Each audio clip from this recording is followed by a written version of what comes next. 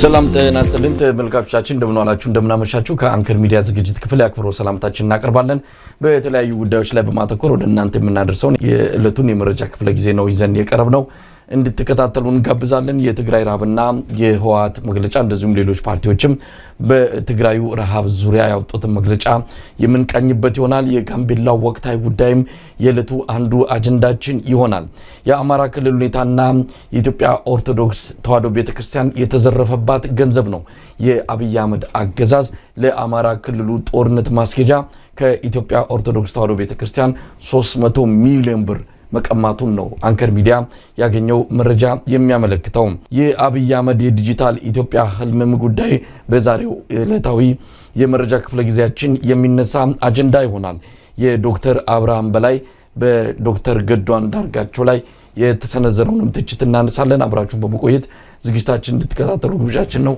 መልካም ጊዜ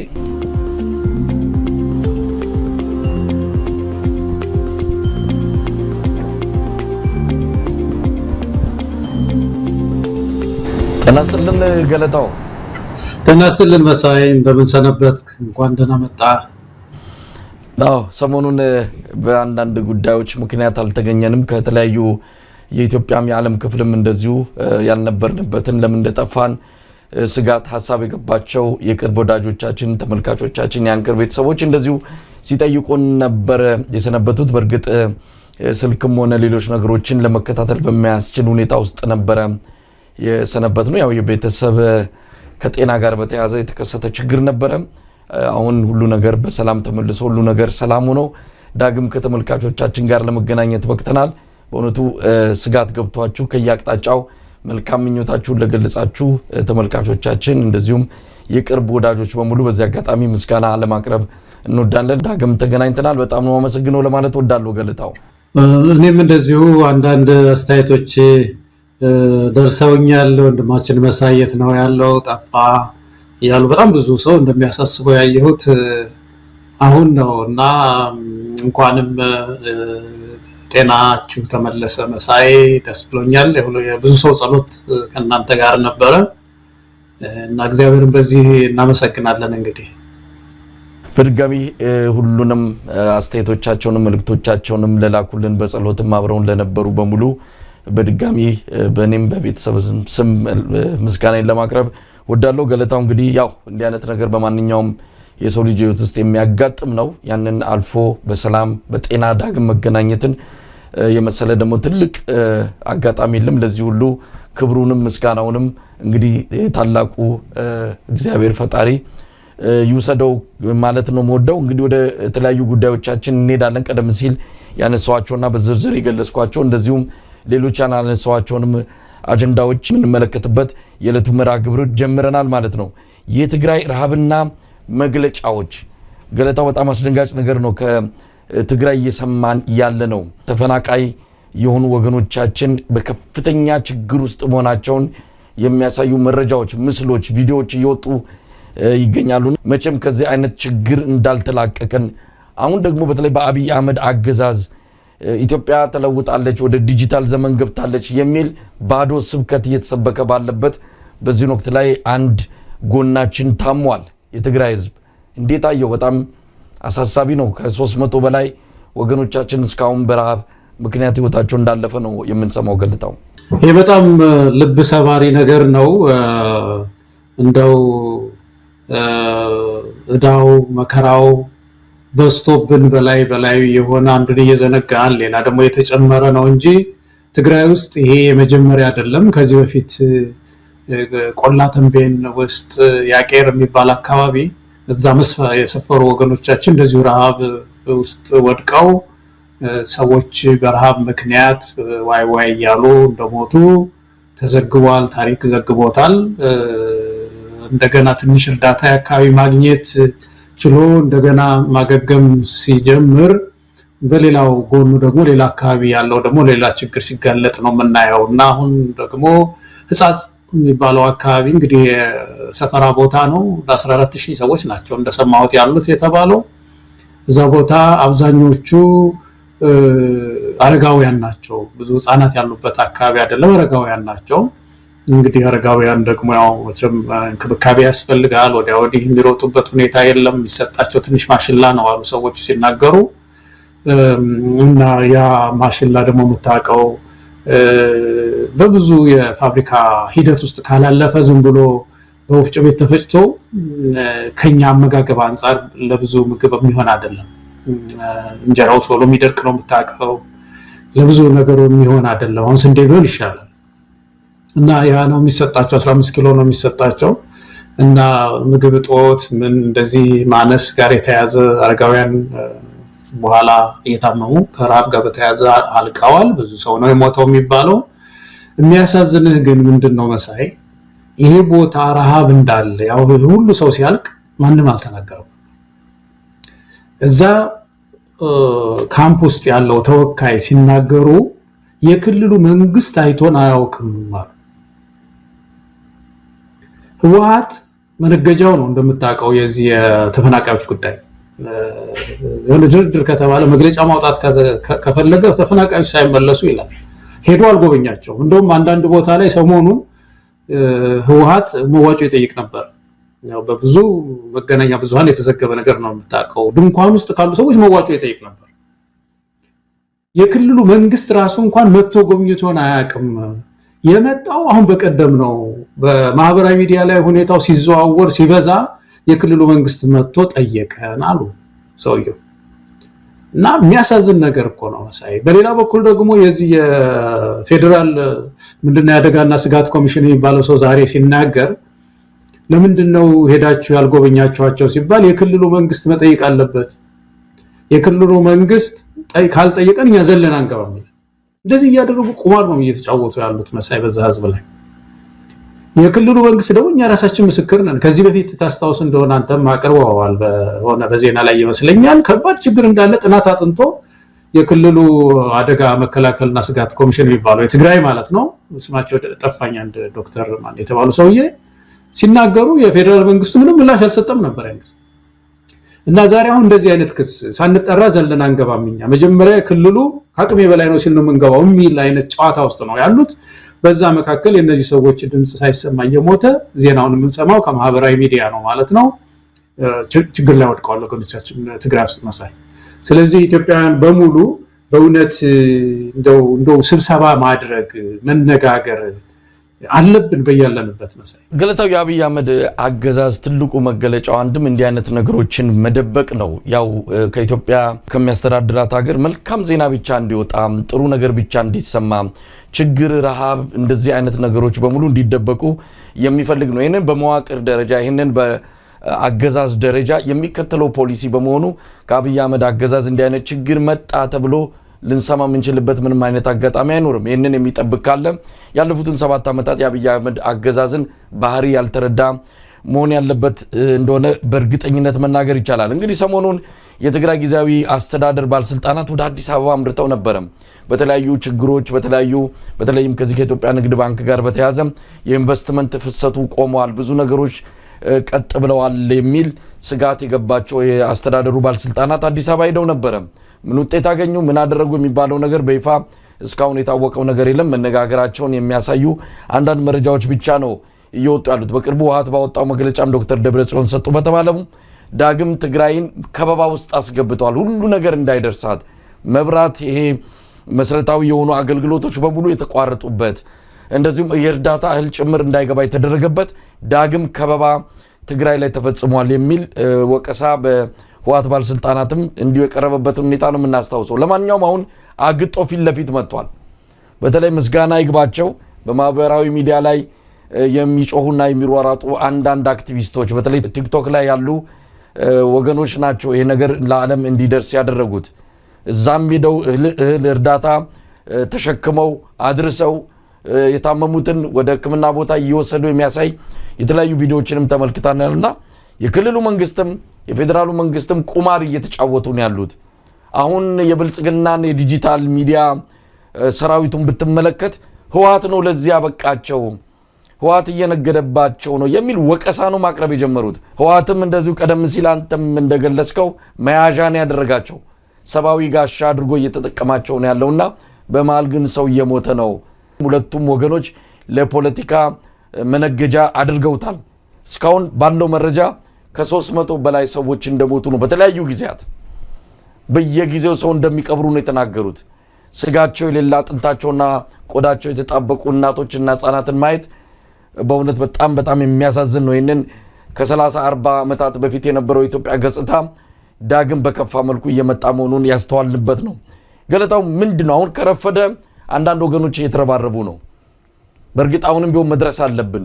ይህ አይነቱ ችግር በትግራይ ብቻ ሳይሆን በአማራ ክልልም ተከስቷል። ከወለጋ የተፈናቀሉ የአማራ ብሔር ተወላጆች በደብረ ብርሃን በደሴ ሐይቅ ዙሪያ ከፍተኛ ችግር ውስጥ ነው ያሉት። ሰልፍ ሁሉ ወጥተዋል። በረሃብ እየሞቱ ነው ያሉት። ኢትዮጵያውያን ችግር ላይ ነው ያሉት። አሁን በሀገራችን ውስጥ እኮ መሳይ አይደለም የተፈናቀለ ሰው እኔ እንደው መሰንበታችንም በድንኳን ውስጥ እኮ ይገርመኛል መሳይ። በጣም ሳይፈናቀሉ የገዋኔ ህዝብ ሰልፍ ሲወጣ ምንድነው ያለው? ርቦናል፣ ገዋኔ አፋር ውስጥ ርቦናል። ዶክተሮች አንዳንድ ጊዜ ለመናገርም ያሳፍራል እኮ ዳቦ እንፈልጋለን ርቦናል።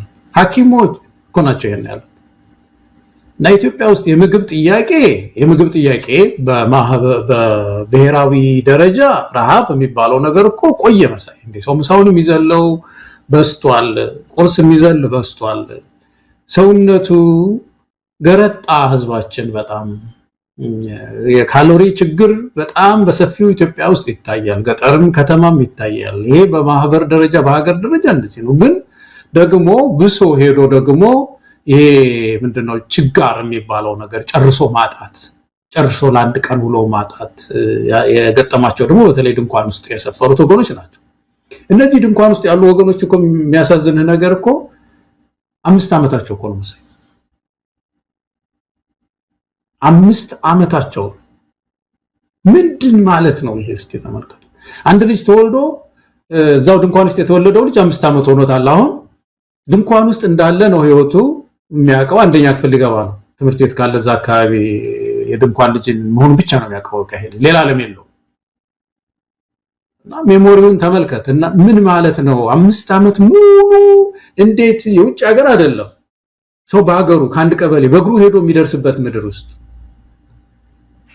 በተወሰነ ኪሎ ሜትር ርቀት አካባቢ ባለ ችግር የፖለቲካ መፍትሄ ሳይሰጥ ቀርቶ 5 ዓመት ሙሉ የአማራ ህዝብ በድንኳን በፋብሪካ ውስጥ፣ የትግራይ ህዝብ በድንኳን ውስጥ፣ የኦሮሞ ህዝብ በሆነ ድንኳን ውስጥ፣ የሶማሌ ህዝብ እንደዚህ በድንኳን ውስጥ ወደ ባለፈው 4 ሚሊዮን አይደለም እንዴ የተጠናው ህዝብ ተፈናቅሎ በምድሪቱ ውስጥ ተፈናቅሎ በየድንኳኑ የሰፈረው። እና ይሄ ጉዳይ እንዴት 5 ዓመት ይቆያል የሚል ሰው መኖር መነሳት አለበት ኢትዮጵያ ውስጥ።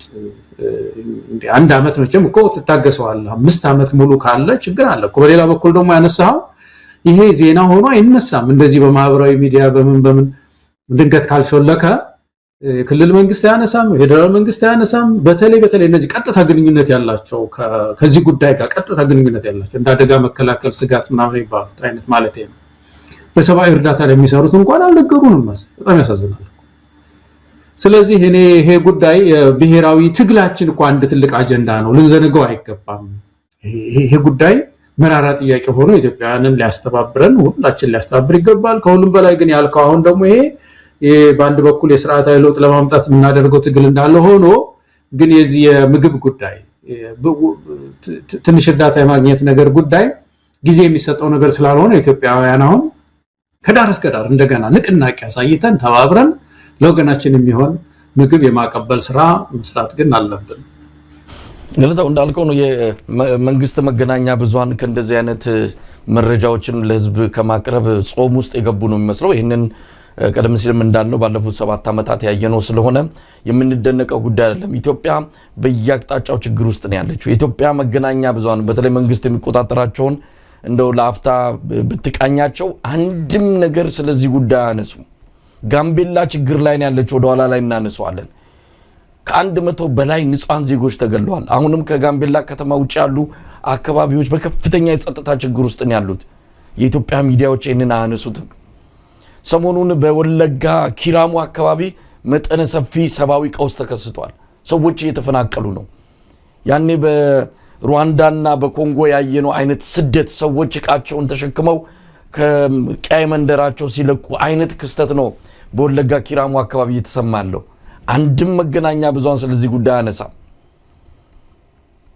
ይሄ ጉዳይ ትግራይ እንደዚህ አይነት ህመም ውስጥ ሆና የኢትዮጵያ ሚዲያዎች የኢትዮጵያ ቴሌቪዥን አሁንም የሚያነሱትና የሚያስተጋቡት የአብይ አህመድን ህልም ነው ዲጂታል ኢትዮጵያ 85 ከ90% በላይ ህዝብ ማንበብና መጻፍ በማይችልበት ወይም በቂ የሆነ ትምህርት ባላገኘባት ኢትዮጵያ ዲጂታል ኢትዮጵያ የሚል ቅዠት ውስጥ ገብተው ቴሌቪዥኑም ሁሉም መገናኛ ብዙሃን ከዚህ ሌላ አጀንዳ የላቸው ያሳዝናል በቅርቡ ነው ባለፈው ሳምንት ምናልባት በዚህ ጉዳይ ላይ ስላልተገናኘን አላነሳነውም የዓለም አቀፉ የነፍስ አድን ድርጅት IRC ኢትዮጵያን እኮ ያስቀመጠው ከዓለም አራተኛ ነው እንደዛ አይነት ውስጥ መደብ ውስጥ ነው ያስገባት ከፍተኛ ቀውስ ያለባት ከፍተኛ ችግር ያለባት ከአፍሪካ 5 ሀገራት ናቸው እሷም አንዷ ኢትዮጵያ ናት ብሎ እኮ ነው በመረጃ ደረጃ ያወጣው በጣም ትልቅ ችግር ውስጥ እንዳለን ዓለም እንዲሰማው ያደረገው እና አብይ ይሄንን የሚሰሙበት ምንም አይነት ጆሮም የላቸውም ፍላጎትም የላቸውም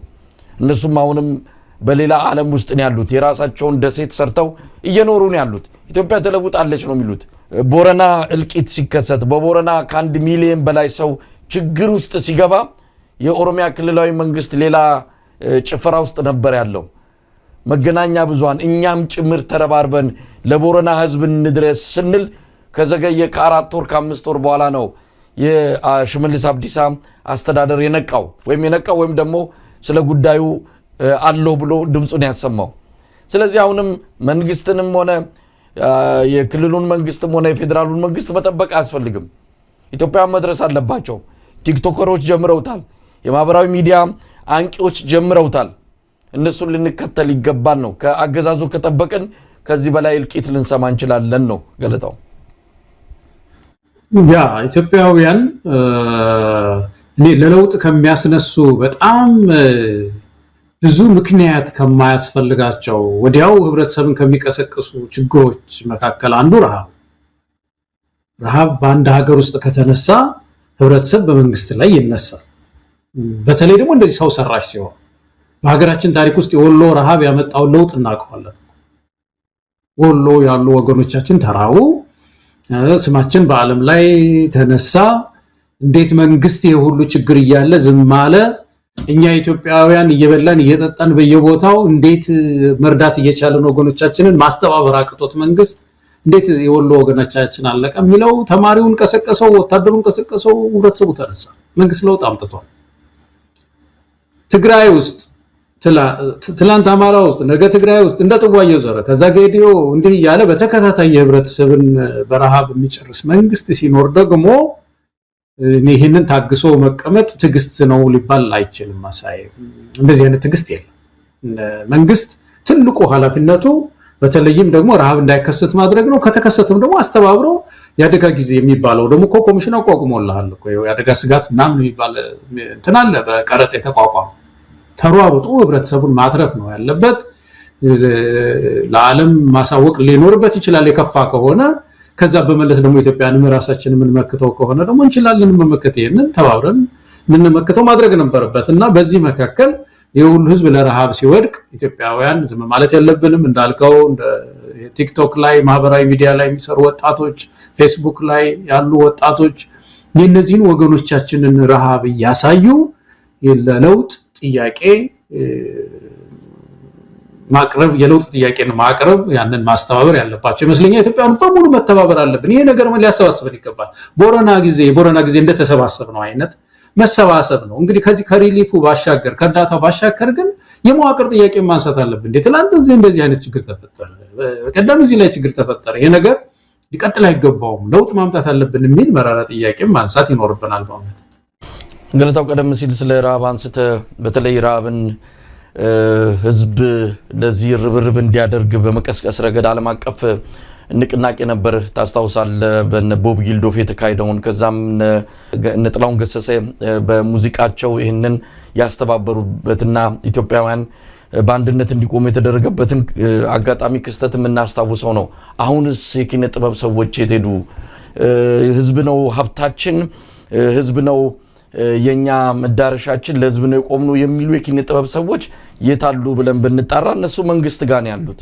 እነሱ ያሉት አገዛዙ መንደር ነው። ይሄን በግልጽ መነጋገር ያስፈልጋል። ሰሞኑን አንድ የኪነ ጥበብ ስራ ወጣና በእውነቱ በጣም ነው ያፈርኩት፣ በጣም ነው ያዘንኩት። ድምጻዊ አረጋኝ ወራሽ በዚህ አጋጣሚ ሰሞኑን ያወጣው ነጠላ ዜማ ከዚህ ከቀይ ባህር ጋር በተያያዘ የአብይ አህመድን አጀንዳ ለማራገብ በዚህ ደረጃ የሄደ የኪነ ጥበብ ባለሙያ ምን ነው እንደነዚህ አይነት ነገሮችንስ ህዝብን ነፍስ ለማዳን የህዝብን ችግር ሰቆቃ ለመናገር አንደበታቸው የኪነ ጥበብ ስራቸው ምን ነው ዛለ ምን ነው ብራቸው ዶሎደመ ብለን እንድንጠይቅ የሚያደርግ ነው። ስለ ቀይ ባህር አብይ አህመድ አጀንዳ ሆኖ ሲመጣ አብሮ ከጀርባ ማራገብ አብሮ የሱን ቃል እየተከተሉ ግጥምና ዜማ እየሰሩ ዘፈን አድርጎ ልክ ለሀገርና ለህዝብ እንደተቆረቆሩ መስሎ መታየት በጣም አሳፋሪ ነው። ከእንደነዚህ አይነት አንጋፋ አርቲስቶች የምንጠብቀው አይደለም። ከነሱ የምንጠብቀው እንዲህ አይነት ጉዳይ ሲከሰት ትግራይ እንዲህ ስትራብ ህዝብ ስቃይ ውስጥ ሲገባ ለዛ ህዝብ ልሳን ሆነው በኪነ ጥበብ ስራቸው ድጋፍ የሚሰበስቡበትን የጥበብ ስራቸውን ነበር የምንጠብቀው። ከዛ ይልቅ ግን የሚንጎዳጎዱት አገዛዙ መንደር ሆነ። የካብይ ቃል የሆነች ነገር እየለቀሙ ዜማና ግጥም እየሰሩ ይሄ በጣም አጉል ተወዳጅነትን ለማትረፍ የሚሄዱበት ርቀት ያሳፍራል። አብይ አህመድ ማንኛውንም ነገር ለመጠቀም ቆርጦ የተነሳ ሰው ነው። ሌላ ቀርቶ ቲክቶከሮችን ሰሞኑን እየሰበሰበ ነው። የሱ ሰዎች ሰብስበው ዳንኤል ክብረትም በቅርቡ የኪነ ጥበብ ባለሙያዎችን ሰብስቦ በቃ ሁሉ ነገር ከብልጽግና ውጪ ምንም ነገር የለም፣ ከኛ ጎን ካልተሰለፋችሁ ኢትዮጵያ የምትባል ሀገር ትጠፋለች አይነት ማስፈራሪያና ዛቻ ጭምር እያደረገ ያለበትን አካሄድ ሰብረው መውጣት ያቃታቸው የኪነ ጥበብ ሰዎች በዛ ተጠልፈው ጭራሽ ከአገዛዙ ጎን ቆመው የአገዛዙን ደረቅ ፕሮፓጋንዳ በዜማና በግጥም እያደረጉ ሊግቱን ይፈልጋሉ። ይህን ነገር በፊት ለፊት ነውራቸውን መግለጽ አለብን። ስለ ቀይ ባህር ጉዳይ አብይ ስላነሳ አይደለም። ይህ ጉዳይ በራሱ መፍትሄ ሊያገኝ የሚገባ ወደፊት በሁለቱ ህዝቦች መሃል በኤርትራና በኢትዮጵያ መሃል በሚኖር መልካም ትብብር ችግሩ ሊፈታ የሚችልበት እድል ሰፊ ሆኖ ሳለ አብይ አህመድ እንደው ግርግር መፍጠሪያ የውስጡን ችግር ወደ ውጪ ለማውጣት የሚያደርገውን ተራ የፖለቲካ ብልጠት እየተቀበሉ በኪነ ጥበብ ስራዎቻቸው የሚያስተጋቡ እንደነ አረጋኝ ወራሽ አይነቱን የህዝብ ከሆናችሁ ለህዝብ ቁሙ ልንላቸው ይገባል። ገለታው እንደው መቼም ምን መሳይ የኪነ ጥበብ ሰዎች ልትጫናቸው እንኳን ስትሞክር መንግስት አንዳንዴ እነዚህ አምባገነኖች ሊጫኗቸው ከሞከሩ የሆነ ማምለጫ ዘዴ ይፈልጋሉ እና በሆነ በቋንቋ በተዘዋዋሪም ቢሆን በሰብና ወርቅም ቢሆን እውነቱን ነው የሚናገሩት። ብዙ ጊዜ አሁን የከበደ ሚካኤል ስነ ጽሁፍ አንዳንዶቹ ስነ እንትኖች ግጥሞቻቸው ሲጠኑ ዝም ብሎ አሁን ምንድነው ይሄ ፋኖስና ብርጭቆ የሚለው ግጥም ዝም ብሎ የፋኖስና የብርጭቆ ይመስላችኋል? አይደለም። በኤርትራና በኢትዮጵያ መካከል የነበረውን ሃርሞኒ ለማሳየት ነበር፣ ስምምነት ለማሳየት ነው የጻፉት ይባላል። አንተምተው አታስፈልገኝም አትበል ለማለት ነው ማለት ነው። እንግዲህ አንዳንድ ጊዜ ወቅቱ ሳይፈቅድላቸው ሲቀር እኮ መሳይ እውነት ስላላቸው ምናባቸው እውነት ስላላቸው በሆነ መንገድ ያንን እውነት በጥበብ ያቀርባሉ እንጂ ውሸትን ተከትለው አይሄዱም። እኔ የጥበብ ሰዎች እንደዚህ ሲያደርጉ ነው የምናየው እና ኢትዮጵያም ውስጥ ያላቸው የጥበብ ሰዎች እንደው ሊጫኗቸው ሲሞክሩም እንኳን አርቲስት ማለት እንግዲህ ብዙ ጥበብ አለው ማለት ነው። በዛ ጥበብ አማካኝነት እውነትን መግለጽ ነው ያለበት እንጂ ከህብረተሰብ የሚያፋታ ነገር ትክክል አይደለም። እነሱ የሚሉት ነገር አለ መሳይ ምንድነው የጋዱን ዓለም ነው የምናሳየው ይላሉ አይደለም። የኢትዮጵያ ጋድ ዓለም ምንድነው የሚመስለው? ነው የምትመስለው ኢትዮጵያ አሁን ጋዱ ምንድነው? ኢትዮጵያ ውስጥ ኑሯችን ምንድነው የሚመስለው? ሰላማችን ምንድነው የሚመስለው? የህብረተሰቡ ኑሮ ምንድነው የሚመስለው? ይሄንን ነው ኪነ ጥበብ ማሳየት ያለባት እና ይሄ አንድ ነው። ሁለተኛ እንደነዚህ አይነት ሰው ስልጣን አንስጣችሁ ሲሏቸው ለምሳሌ ይሄ ዳንኤል ክብረት ስራ ባለፈው ያነሳነው ነገር እኮ ነው። በመሰረቱ ይሄ ሰውዬ እኮ አማካሪ ነው አይደለም? የጠቅላይ ሚኒስትሩ አማካሪ ነው እንጂ በምን ሂሳብ ነው ዘሎ የሚያሰለጥነው? ዘሎ ምንድነው የኪነ ጥበብ ሰዎችን ሊያሰለጥን ወይ ሚኒስቴር አይደል? አስፈጻሚ ቢሆን መቼም ከአስፈጻሚዎቹ አንዱ ነው ይመለከተዋል ትላለህ፣ መጥቶ ያሰለጥናል። አማካሪ እዛው ቢሮ እንኳን ለሱ ነው የመጣለትን ሪሰርች ጽፎ ለጠቅላይ ሚኒስትሩ ማማከር ነው እንጂ በራሱ ስብሰባ እየሰበሰበ እንዳንዴ ኢህአዴግ አስፈጻሚ ሰው አንዴ ሌላ ወጣት ይሰበስባል፣ አንድ ጊዜ ቤተክርስቲያን ውስጥ ስብሰባ ይጠራል። አንዴ ልክ እንደ አንድ የብልጽግና ዋና ስራ አስፈጻሚ ሆኖ ሲንቀሳቀስ ይሄ በጣም አጉራ ዘለል የሆነ ስራ ነውና እንዴት ነው እርሶ በዚህ ጉዳይ ላይ ምክር የሚሰጡን የሚል ጠንከር ያሉ የሙያ ሰዎች ያስፈልጋሉ መሳይና ባካቸው የኪነ ጥበብ ሰዎች የህብረተሰቡን ህመም ነው እንደው ማለት የምንችለው መሳይ ህመሙን እስቲ አሳዩለት ያ ነው በብዙ ሀገሮች ለውጥ የመጣው የኪነ ጥበብ ሰዎች ኃላፊነታቸውን ሲወጡ ነው መሳይ በእውነት ገለታው ምናልባት በድፍረት ወይም ደግሞ ወኔ ኖሯቸው የህዝብን ችግርና መከራ በኪነ ጥበብ ስራዎቻቸው ማቅረብ እንኳን ካልቻሉ በዝምታቸው መተባበርም አንድ ነገር ነው ዝም ቢሉም ይሄ ለኢትዮጵያ ህዝብ ትልቅ ውለታ ነው እየተነሱ የአብይ አህመድን ቃል እየጠበቁ ዜማና ግጥም እየሰሩ ወይም ደግሞ በኪነ ጥበብ ስራዎቻቸው በተለያዩ መድረኮች የሚያደርጉት ይሄ ከአገዛዙ በላይ ይሄ አገዛዝ ይሄዳል ወደንም ጠላንም ብንፈልገውም ባንፈልገውም መሄዱ የማይቀር ነው አብሮ የሚኖሩት ከህዝብ ጋር ነው እናስታውሳለን በህወሓት ጊዜ ከስርዓቱ ጋር አብረው እንደምንድነው ጅና ጓንት ሆነው ሲሰሩ የነበሩ የጥበብ ሰዎች መጨረሻ የናቴ ቀሚስ ውስጥ ደብቁኝ ያሉት እንደው ህዝቡን ቀና ብለው ማየት እስኪሳናቸው ድረስ ተሸማቀው ያሉበት ሁኔታ ነው በግልጽ ማስታወሰው ነው ብዙ አርቲስቶች ከዚህ አንፃር ከኛም ጋር ሲገናኙ የነገሩን እንደ ኑዛዜም ማርገን ያየናቸው ብዙ አጋጣሚዎች ነበሩ ዛሬም እንዲህ አይነት ነገር ሊከሰት ይችላል ነገ ህዝብ ማንንም ዝም ብሎ የሚመለከት አይደለም ሁሉንም ይሰፍራል ሁሉንም ይመለከታል ሁሉንም ይመዝናል አንታየም ከስርዓቱ ጋር እንደው ትንሽ ቆንጠጥ እንደረጋለን አለም ደግሞ የሆነች ጥቅም አለች ብለው እንዲህ አይነት ህዝብን የሚበድልና ከህዝብ በጣም በተቃራኒ የሆነ ስራ ውስጥ ሲገኙ ደግሞ እኛም ነገም ሌላ ቀን ነው ከዚህ በኋላ እንዲሁ ዝም ብሎ በይቅርታና በእንትን የሚተላለፍ ነገር የለም ሁሉም እንደየ ኃላፊነቱ እንደየ ኃጢያቱ የሚለካበት የሚቀጣበት ጊዜ ይመጣል ከህዝብ ጎን የተሰለፈ ምን ጊዜ ማሸናፊ ነው የሚለው መልእክት በዚህ አጋጣሚ ማስተላለፍ የሚገባ ነው እንደው ከነካካ ነው አይቀርም የአብይ አህመድ የዲጂታል ኢትዮጵያ ህልምን እንዴት አየኸው አንዳንድ ጊዜ በጣም ግራም ያጋባ ነው እንደው ስርዓቱን ስለምንወክስ ከስርዓቱ ጋር በጣም ሰፊ ልዩነት ስላለን አይደለም ምን ማለት ነው ኢትዮጵያ እኮ የምትገለጸው አሁን እኔ አንተ በመንናገረው ነገር ነው በጦርነት እኮ ነው በረሃብ ነው በእርዛት ነው በችግር ነው በስደት ነው ምንድነው ዲጂታል ኢትዮጵያ መጀመሪያ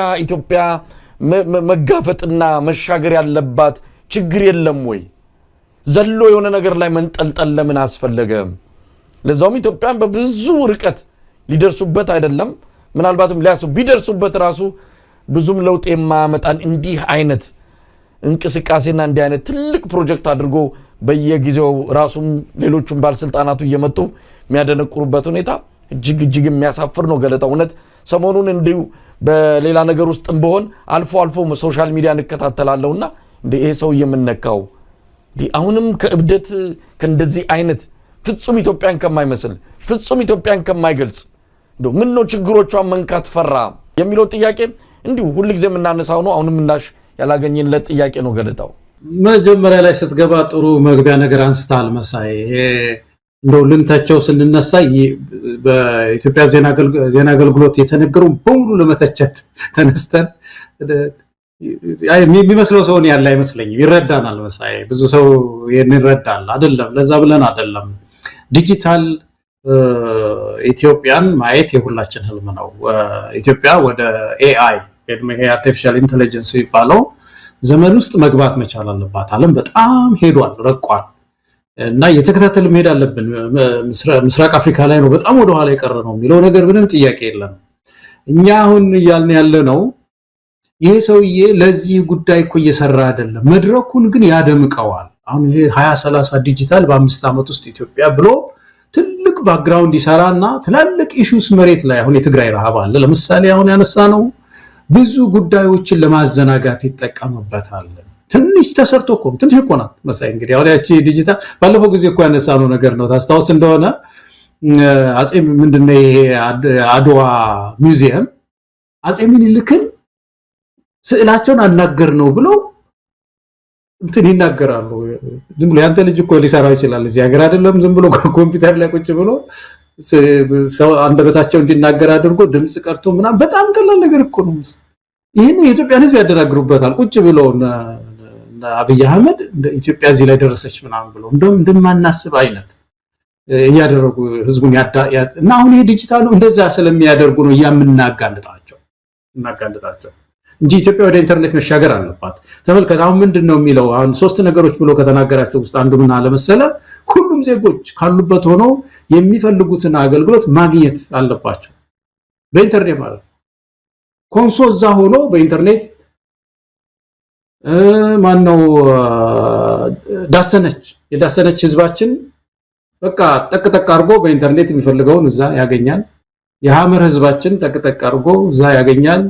የጋምቤላው ህዝባችን ጎጃም ያለው ገበሬ ትግራይ ያለው ገበሬ በቃ ይሄ ተራርቆ ያልሰፈረው ኤሌክትሪክ ያላየ እኮ ነው በጣም ክስካተርድ እኮ ነው ገበሬው በየእርሻ ማሳው አካባቢ ነው ቤት ሰርቶ የሚኖር የተሰበሰበ እንኳን ትንሽ ከተማ ነገር እየመሰረተ የገጠር ከተማ መብራት ውሃ ስልክ እንደዚህ የማግኘት ሁኔታ ውስጥ አልገባም እና ይሄ ገበሬ በኢንተርኔት በቃ የሚጠቀምባታል እና ኢትዮጵያን ሲያቃታሉ ይሄ ነው አሁን መሰረት እየተጣለ ነው ወይ ለዛ ደግሞ እኮ 2030 ማለት እንግዲህ በፈረንጆቹ መሰለኝ አይደል የዛሬ 5 ዓመት እኮ ማለት ኮምፒውተር እንኳን ህዝቡን ማስታጠቅ አንችልም ሌላውን በጣም ወደ ኋላ ቀርተናል እጅግ በጣም ለዚህ ለኢንተርኔት ለዲጂታል ዓለም ወደ ኋላ መቅረት ግን ምክንያቱ ምንድነው ነው አሁን ያንን ቢተኩስ ለምሳሌ ያለው የፖለቲካ ችግር ነው የፖለቲካ ምንድነው ክሽፈት ግጭትን ያመጣል መፈናቀልን ያመጣል ኢንተርኔቱን ትተን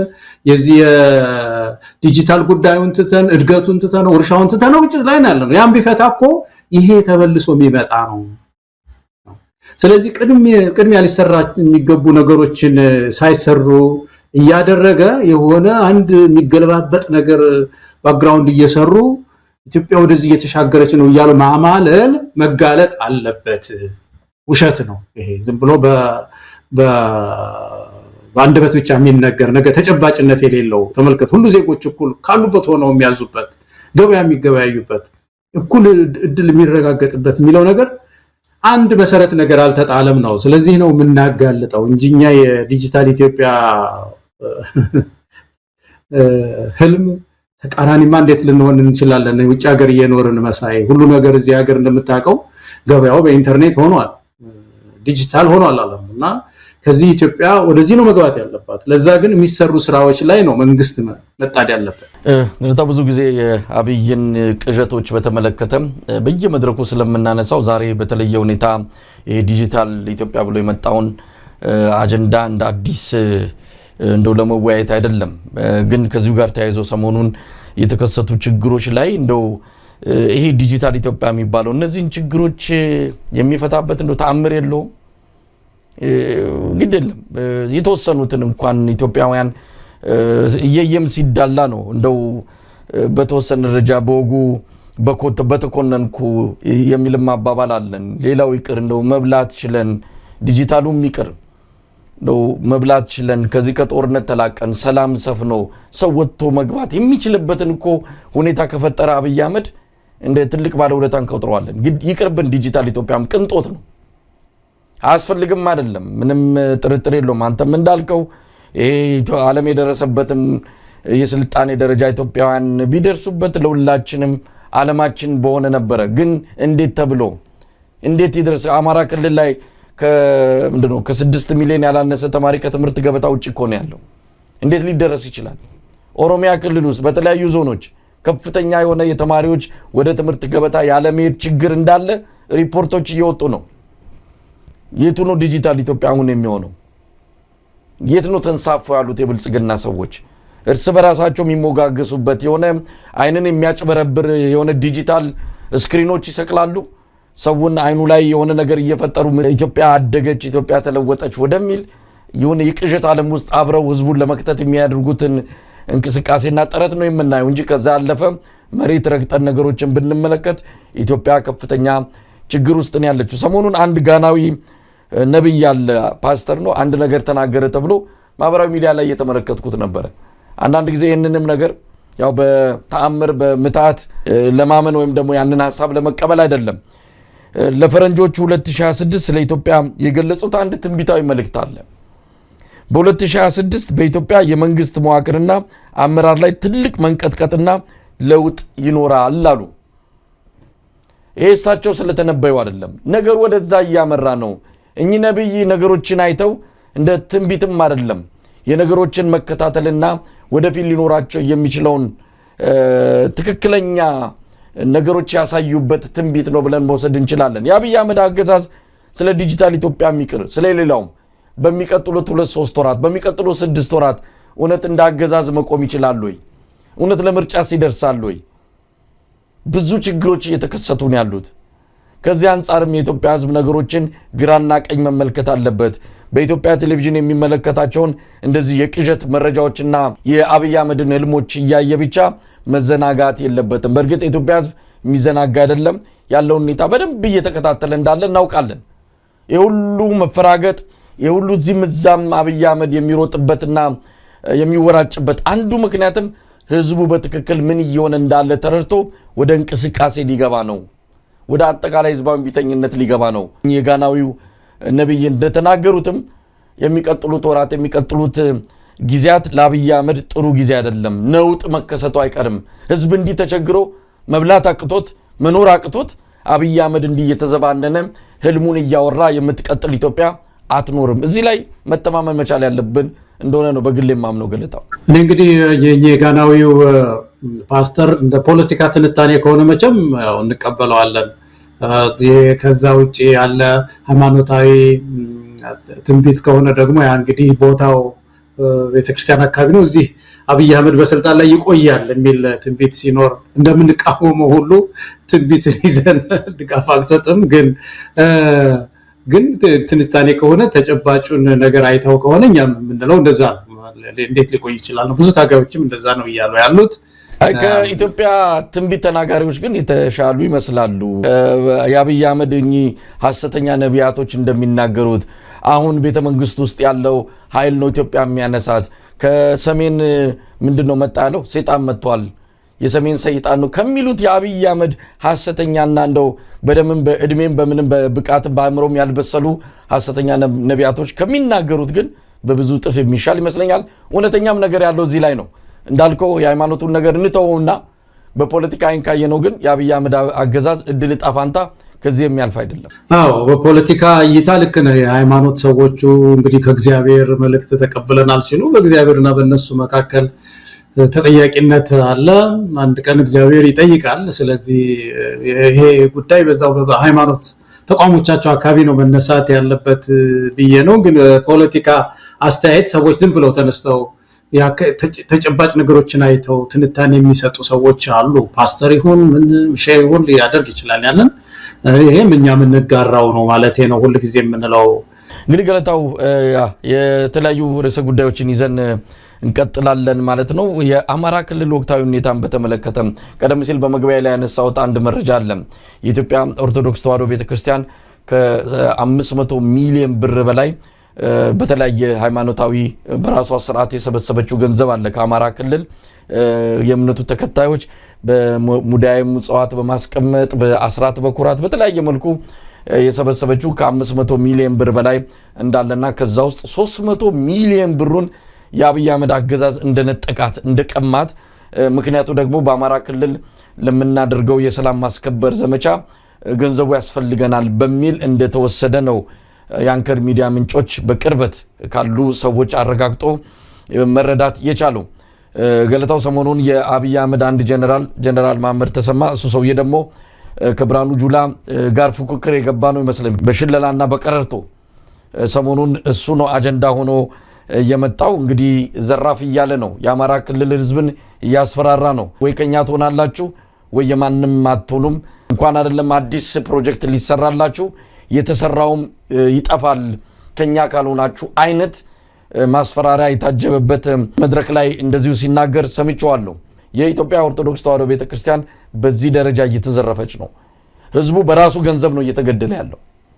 500 ሚሊዮን ብር ከአማራ ክልል ያገኘችው ቤተክርስቲያን ከግማሽ በላዩን ለጦርነቱ ማስኬጃ እንድትሰጥ ተደርጋለች። ይሄ የአማራ ክልል በየአመቱ የሚያገኘውን በጀት አይጨምርም። በነገራችን ላይ የአማራ ክልልን በጀት የሚያስተዳድሩት የአብይ አህመድ ጀነራሎች ናቸው። ሁሉም የወሰኑት እነሱ ናቸው። አሁን ደግሞ ከቤተክርስቲያኗ ዘርፈው ቤተክርስቲያኗ እንድታገኝ ብለው ለሃይማኖታቸው የሰጡትን ሰዎች መግደያ ነው እንዲሆን እየተደረገ ያለው። የአብይ አህመድ አገዛዝ ከፍተኛ ተስፋ መቁረጥ ውስጥ መግባቱን ከሚያሳዩ ምልክቶች አንዱ እንዲህ አይነቱን ተግባር እየፈጸመ መገኘቱ ነውና እዚህ ላይ ምን ማለት ይቻላል? ገለታው ይሄ በጣም ሃይማኖታዊ ጉዳይ ነው መሳይ። የቤተክርስቲያን መባ፣ የቤተክርስቲያን አስራት፣ የስለት ገንዘብ ወስዶ መድፍና ላውንቸር ገዝቶ በገዛ ወገኖቹ ላይ የሚተኩስበትን ነገር ሊያዘጋጅ ይሄንን ገንዘብ ሲወስድ ቤተክርስቲያን እግዚኦ ነው ማለት ያለባት መሳይ።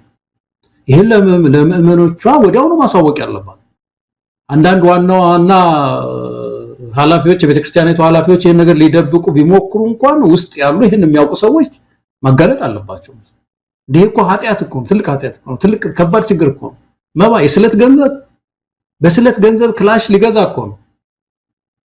በጣም አስደንጋጭ ነገር ነው። እኔ በቤተክርስቲያኒቱ ታሪክ ሁሉ የተሰማ አይመስለኝም። በጣም እዚች ቤተክርስቲያን ውስጥ ያለው ጉድ እኔ በተለይ መንግስት ሲለቅ የሚወጣ ነገር ሲኖር እንግዲህ መቼም ብዙ ጊዜ አንዳንድ መንግስት የሰራው ጉድ ደግሞ ሲወጣ ደግሞ ሲለቅ ደግሞ ይወጣል እና በዚህ ቤተክርስቲያን ላይ ያደረገው ነገር እኔ ቁጥር ስፍር ያለው ነገር አይደለም። ይሄኛው የሚታለፍ ነገር አይደለም። ምእመናን፣ የቤተክርስቲያኒቷ ምእመናን ካህናት ይሄን ነገር ቆፍሩ እና አውጡ እና እንዴት የስለት ገንዘብ ክላሽ ተገዝቶ ደግሞ የገዛ ልጆቹን ያማራ ልጆች ሊደበድብ ሊገልበት እንዴት ሊሆን ይችላል?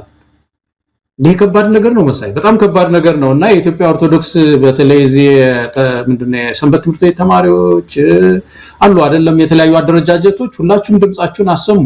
ይሄንን ውስጥ ያሉ ከፍተኛ ባለስልጣናቶችንም ደግሞ ጠይቋቸው ሄዱና ይሄ ነገር ሆኗል ወይ እንዴት ሆነ የሚል ነገር ይዛችሁ ማጋለጥን እንትን በሉ። በመሳይም ደግሞ ወደ አንተም ጋራ እንደዚሁ ድምጻቸውንም ቀይረው ቢሆን የተለያየ ዘዴ የፈጠሩ ካንተም ጋራ ደግሞ የሆነ ቃለ መጠይቅ ማድረግ አለባቸው፣ ማጋለጥ አለባቸው። ይሄ በጣም ከባድ እንትን ነው።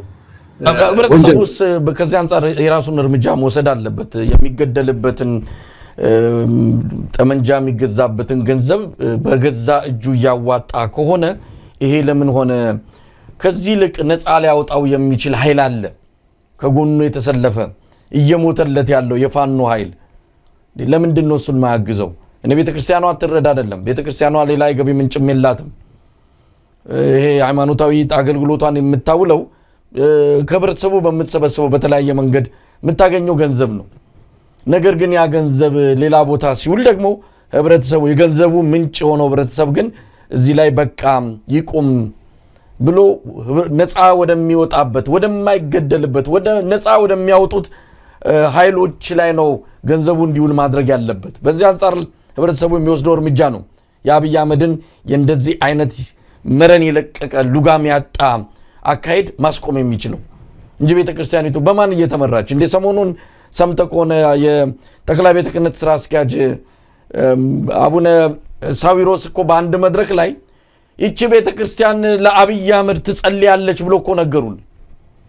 አብይ አህመድ ልጆቿን እያረደ እየገደለ በየቦታው የኦርቶዶክስ ቤተክርስቲያን ተከታዮች ደም እየፈሰሰ ይህንን በዋና አስፈጻሚነት ለሚመራው ሰው ትጸልያለች አሉን አቡነ ሳዊሮስ። በዝምታና በፍርሃት ይችን ቤተክርስቲያን አናድንም።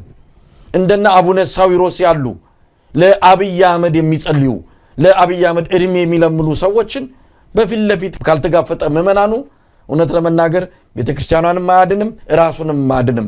እኛ ደጋግመን ብዙ ጊዜ አንስተናል መሳይ፣ የሃይማኖት አባቶች ቁጣ ያስፈልጋል። በጎ ቁጣ የሚሉት እነሱ ማለት ነው። ለፍትህ ለሰላም ቆመው ለፍትህ ቆመው በደል ሲበድሉ፣ ገዢዎች ሲበድሉ፣ ግፍ ሲያበዙ፣ በህዝቡ ላይ ቀንበር ሲያከብዱ የሃይማኖት አባቶች ይቆጣሉ። ይሄን ቁጣ በጎ ቁጣ ሰማያዊ ቁጣ የአባቶች ቁጣ አሰሙ። የእናንተ ቁጣ ባነሰ ቁጥር ህብረተሰብ ሸክሙ እየበዛበት ነው ያለው። ይሰማችኋል፣ ተሰሚነት አላችሁ እያሉ ብዙ ሰዎች ተናግረዋል መሳይና ከቤተክርስቲያን አካባቢ ብዙ ቁጣ ተሰማም እስካሁን ድረስ። ይህ ሁሉ አይደለም እኮ ተው፣ ስለ ሀገር ብቻ እኮ አይደለም። ቤተክርስቲያኗ እየነደደች ካህናት እየታረዱ እየተቃጠለች ቤተክርስቲያኒቱ የቤተክርስቲያን አባቶች ቁጣ አትሰማምና ይሄ ጤንነት አይደለም። አባቶች የማይቆጡ ከሆነ something wrong እኮ ችግር አለ ማለት እኮ ነው እዛ ቤተክርስቲያን ውስጥ። ስለዚህ ምእመናን ለዚህ እኮ ነው ምዕመናን የተለያዩ አደረጃጀቶች ቤተክርስቲያንን የማንቃት ስራ መስራት አለባቸው። እነዚህ ሰዎች ናቸው። ሃይማኖት አባቶች ቢሆኑም እኮ ሰዎች ናቸው።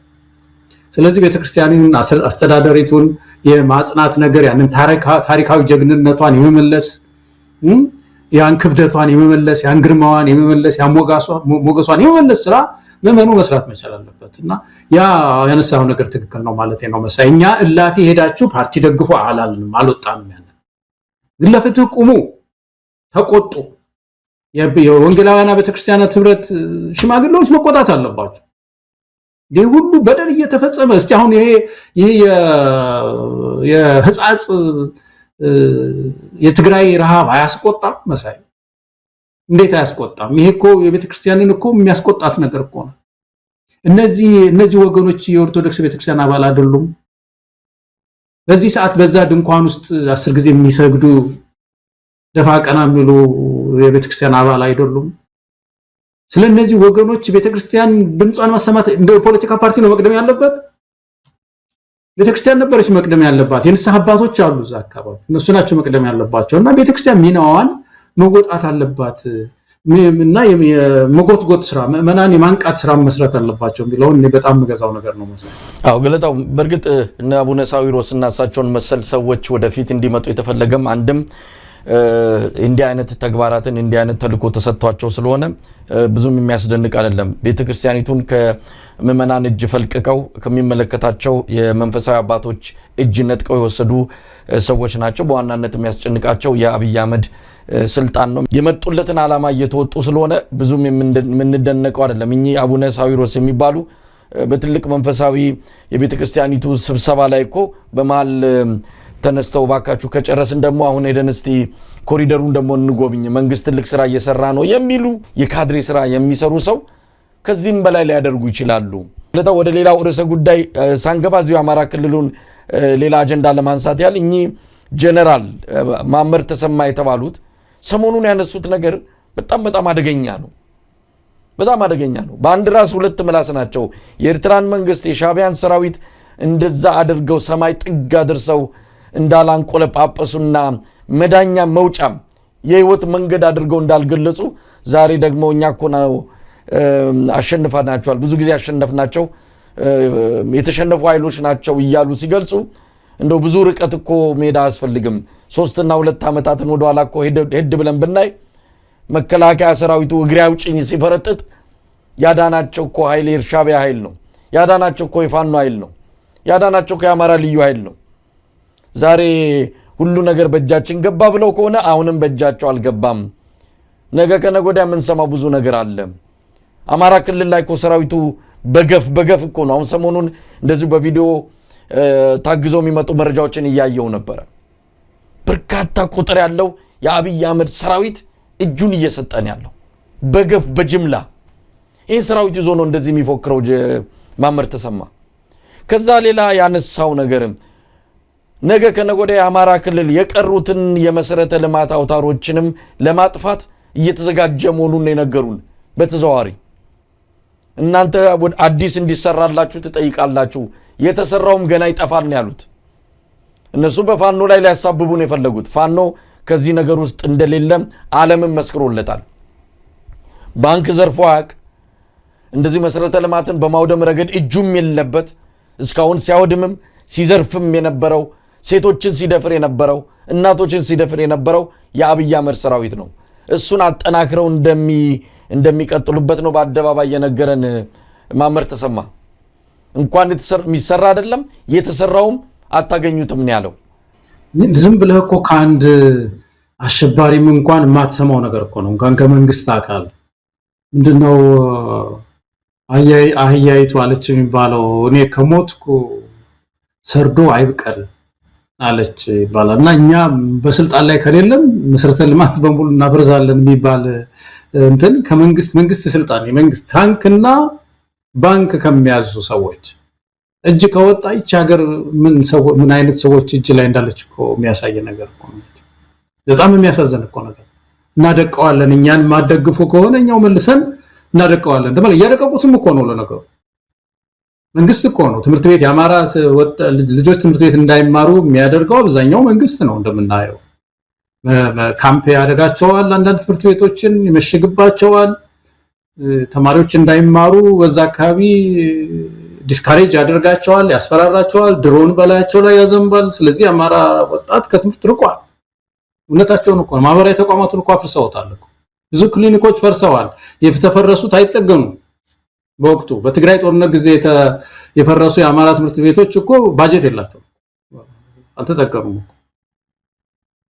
እና በዛ ህዝብ ላይ ይሄ ማህበራዊ ተቋማትን የማፍረሱ ነገር በጣም ኢንቴንሽናል ነው መሳይ ያሳዝናል እኮ ያሳዝናል የወደቅንበት እንትን አዘቅት በጣም ረጅም ነው እና የዚህ ሰው ንግግር ብዙ ነው የሚያሳየው ነገር ብዙ ነው የዚህ በስልጣን ላይ ያሉትን ሰዎች ስነልቦና የሚያሳይ ነው ስለዚህ የአማራ ህዝብ ይሄንን ያያየ ዝም ብሎ መታገስ ያለበት መተባበር ነው ያለበት የበለጠ ያጠና እየተነተነ በተለይ ወጣቱ መተንተን አለበት እነዚህ ንግግሮች በጥልቀት ያያየ ምን ማለት ነው ምክንያቱም ይሄ እኮ ማጥፋት እኮ ነው ለማጥፋት የተነሳን አካል በደንብ ስነልቦናውን መመርመር አለበት እየመረመረ አደረጃጀቱን እያሰፋ የበለጠ ለህያያዘው ትግሉ መቀጠል ነው ያለበት ብዬ ነው ማስበው ነው መሰለኝ እንግዲህ ገለታ ወደ ሌላው ርዕሰ ጉዳይ እናመራለን የጋምቤላውን ወቅታዊ ሁኔታ በተመለከተ አጠር ያለ አስተያየት ሰተንበት ወደ ሌሎች ርዕሰ ጉዳዮች እንሄዳለን ጋምቤላ ያለው ሁኔታ እጅግ የሚያሳዝን ነው ያ አካባቢ ያ ቀጠና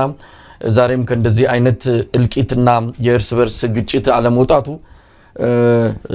በተለይ አብይ አህመድ አገዛዝ ያንን ቀጠና እርግፍ አድርጎ ትቶት ባለቤት የሌለው አካባቢ አድርጎት የደቡብ ሱዳን ዜጎች የደቡብ ሱዳን ታጣቂዎች እንደፈለጋቸው እየወጡ እየገቡ እየገደሉ እየዘረፉ የሚመላለሱበት ቀጠና መሆኑ በጣም ያሳዝናል በታሪክ አጋጣሚ እንዲህ አይነት ነገር ላይ እንወድቃለንም ተብሎ የሚታሰብ አልነበረም ያ ድንበር ያ ቀጠና በባለፉት መንግስታት ጊዜ እንዴት አይነት የሚያስፈሩና ውልፍ እንኳን የማይልባቸው ቀጠናዎች ነበሩ ዛሬ እንዲህ ለኢትዮጵያውያን ስጋት የሆኑ ኢትዮጵያዊ ነን ብለው በሚኖሩበት ቀጠና ውስጥ የማንም መጫወቻ የሆኑበት አጋጣሚ ያሳዝናል ለማንኛውም ሰሞኑን በሁለቱ በአኟክና በኑዌሮች መሃል ግጭቱ ተስፋፍቶ እንደቀጠለ የምናይበት ከ100 በላይ ሰዎች የተገደሉበት አሁን ጋምቤላ አካባቢ መከላከያ ሰራዊት ገባ ተብሎ ትንሽ እፎይታ አገኘን ብለውናል ነገር ግን ወደ ሌሎቹ አካባቢዎች በተለይ ኢታንግ ወደ ተባለ አካባቢ አሁኑ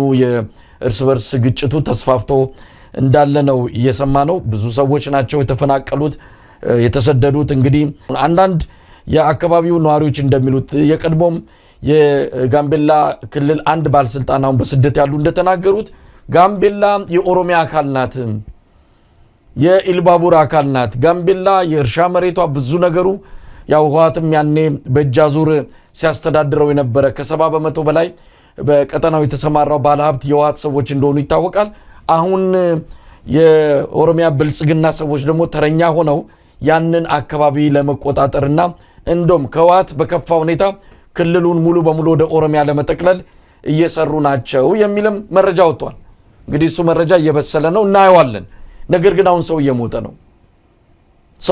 ነው ከቁጥጥር ውጭ ወጥቶ ያስቸኳይ ጊዜ አዋጅ የወጣበትም ሁኔታ ሰሞኑን ስትሰማው የነበረ ጉዳይ ነውና ገለታው ይሄም አንዱ የኢትዮጵያ ትኩሳት ነው ኢትዮጵያ አንድ ጎኗ ታሟል ከጋምቤላ አካባቢ በጣም የጋምቤላ ጉዳይ አይ ቲንክ መሳይ ምናልባት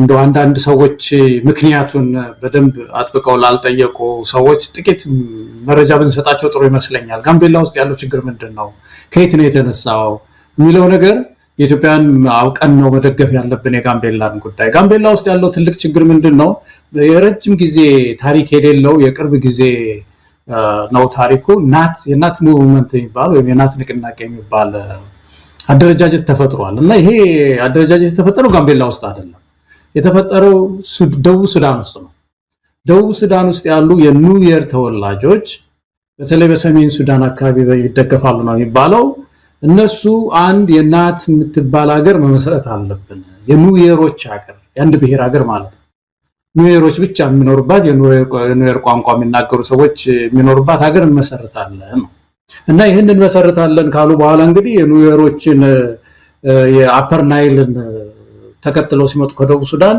ጋምቤላም አንዷ ናት ማለት የጋምቤላ ውስጥ ያሉ ኑዌር ተወላጆችም እነሱንም ጠቅልሎ ነው የምትመሰረተው ይቻገር እንግዲህ ማለት ነው ይሄ ኃይል የተፈጠረው በአንድ በኩል በተለይ ሰሜን ሱዳንና ደቡብ ሱዳን በተገነጣጠሉበት ጊዜ የሰሜን ሱዳን ኮንስፓይረሲ አለበት፣ ደቡብ ሱዳን እንዳትረጋጋ ማለት ነው። ሌላ ሀገር ደግሞ ከውስጧ ተፈንቅሎ እንዲወጣ የተጀመረ ነው ይባላል። ዞሮ ዞሮ ግን ይህ ኃይል ነው እንግዲህ እየተጠናከረ አሁን ዛሬ የተጠናከረው ለምንድን ነው? ደቡብ ሱዳንም ችግር ላይ ነው ያለችው፣ ሰሜን ሱዳን ደግሞ ይህን ይደግፋል። በእኛ ቦታ ደግሞ በሩ ክፍት፣ በዚህ በጋምቤላ አካባቢ በሩ ክፍት መሆኑ ብቻ ሳይሆን ወደ 400,000 የሚደርስ ስደተኛ አለ ኢትዮጵያ ውስጥ ጋምቤላ ውስጥ እንደምታውቀው መሰለኝ። አሁን ጥናቶች የሚያሳዩት ከነዛ ውስጥ ከስደተኞቹ ውስጥ ካምፕ ውስጥ ካሉት ብዙ ሰዎች እጅግ ብዙ ሰዎች የዚህ የናት ሙቭመንት ደጋፊዎች ናቸው ነው የሚባለው። ስለዚህ የጋምቤላ ጉዳይ በጣም ተወሳስቧል ማለት ነው። አሁን በቀደም በነበረ ጦርነት ውስጥ ይሄ ናት ሙቭመንት ሰዎች መተው ጋምቤላ ከተማን ሁሉ ከበው እንትን ሲያደርጉ ተጨማሪ ኃይል ያስፈልጋል ተብሎ ከሰሜን ሱዳን አካባቢ ካሉ ደጋፊዎቻቸው በወታደር መኪና ተጭኖ ነው አሉ የኢትዮጵያን ድንበር ጥሰው የገቡት እና በዚህ ደረጃ በሩ ክፍት ሆኖ ያ ህዝባችን ከባድ ችግር ውስጥ ከባድ ግጭት ውስጥ ነው ያለው። ኢትዮጵያ ውስጥ ያለው የኒውየር ተወላጅ ይህንን ንቅናቄ በሙሉ ይደግፋል ማለት አይደለም፣ ግን እየተታለሉ የሚደግፉ አሉ። እዚህ ደግሞ ምንድነው ይሄ ስደተኞች ጣቢያ ውስጥ ያሉት ደግሞ አሉ። መለየትም አልተቻለም። እዛ ውስጥ ላውንቸር ታጥቀው ዘለው ጋም እዛ ስደተኞች ጣቢያ ውስጥ ይገባሉ። ስለዚህ የዛ አካባቢ ህዝብ ከባድ ችግር ነውና በአጠቃላይ ግን የጋምቤላ ችግር ምንድነው ማለት ነው? አንድም የሉዓላዊነታችን ጥያቄ ነው መሰለኝ። ደቡብ ሱዳንን ይዤ ጋምቤላን ይዤ አገር መሰረታለሁ የሚል ኢትዮጵያን የመገንጠል የማፍረስ ስራ ነው ያለው እንቅስቃሴው። ይሄ ፌደራል መንግስቱ ነቅቶ እና ብርሃኑ ጁላ የሚባሉት ሰዎች የኢትዮጵያ ወታደር ቢኖር እኮ ይሄ ነበር ሊያንቀጠቅጠው የሚገባው። እንዴት ኢትዮጵያን የምታክል ሀገር እንደዚህ ትደፍራለህ? እንዴት ኢትዮጵያ ውስጥ መጥተህ ኢትዮጵያን ከጋምቤላን ገንጥዬ ወደዚህ ሀገር መሰረታለሁ ትላለህ ብሎ ዙሪያውን ሰንሰለት ፈጥሮ መጠበቅ ነበረበት ድንበሩ።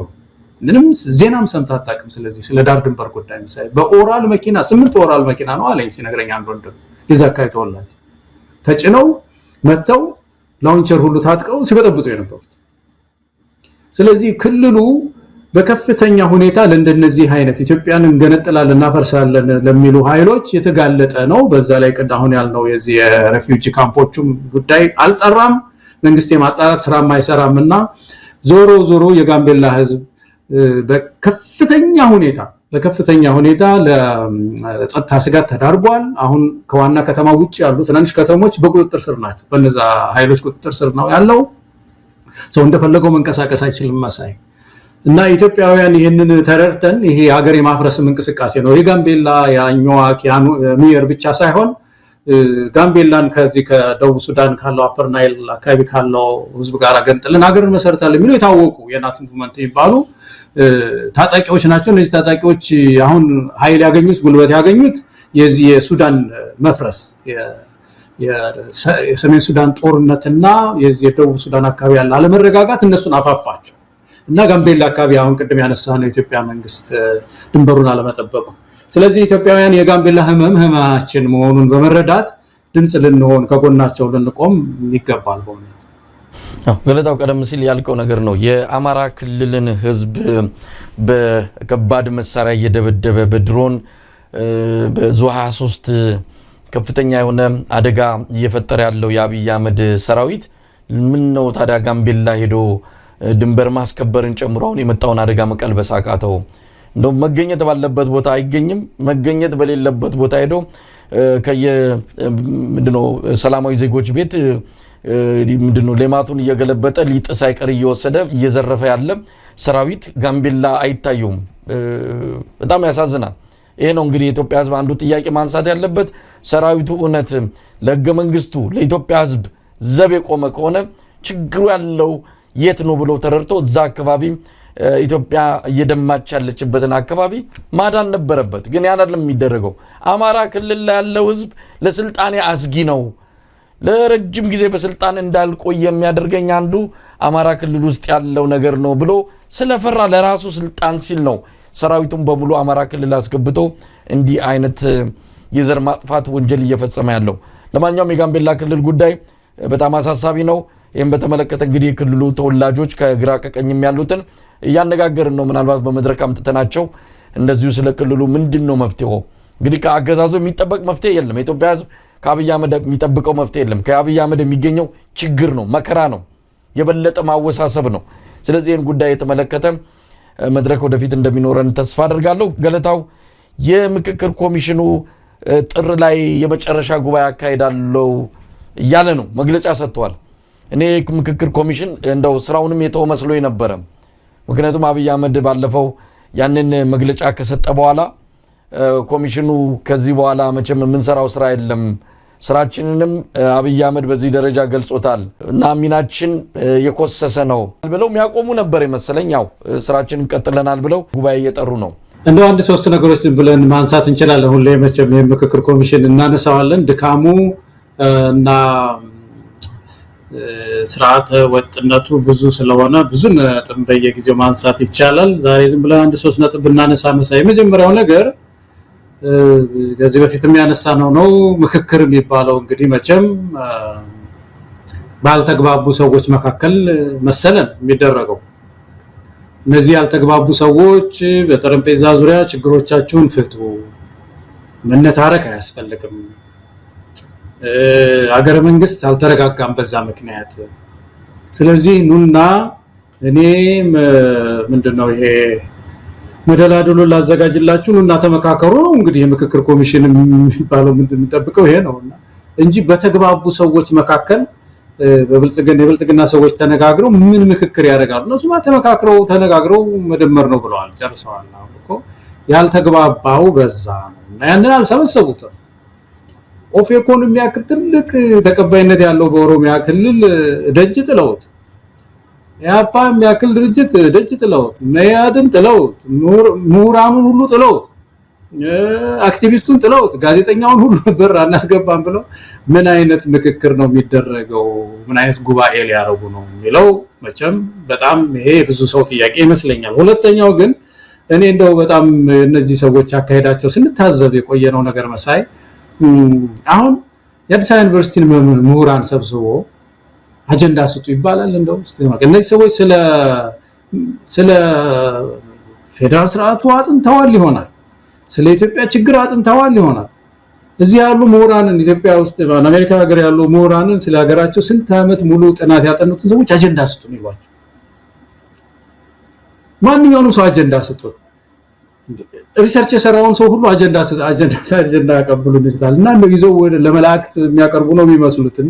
ይሄ ሰው አንድ ዓላማ ቢኖራቸው እኮ እነዚህ ሰዎች እኮ ወይ የሆነ ምንድነው እነዚህ ማይክሮ የሚባለው በቀደም ያነሳ ነው ነገር አለ፣ መለስተኛ የሆኑ ምክክሮችን ብዙ ምክክሮችን መለስተኛ የሆኑ ምክክሮችን አንስቶ ሰው አጀንዳ ብቻ አይደለም፣ አጀንዳ አቅርቦ በአጀንዳው ላይ ምክክር አድርጎ ሐሳብ ምንድነው ግብአት አቀብል ማለትም አንድ ነገር እኮ ነው። ውጭ ሀገር ያላችሁ አሜሪካ ያላችሁ ኢትዮጵያውያን እስቲ ሀገራችሁ አጀንዳ ምንድነው? በአጀንዳዎቹ ላይ ያላችሁ አስተያየት ምንድነው?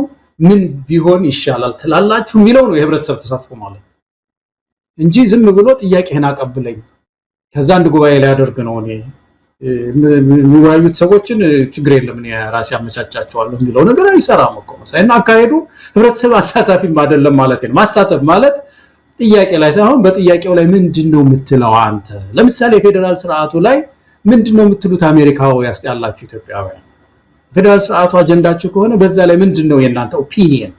ውሳኔ ላይሆን ይችላል፣ ግን ምንድነው የምትሉት? ያን የህብረተሰብ ልብ ማወቅ የሚባለው መሳተፍ ነው። ይሄ ሁሉ አልተደረገም።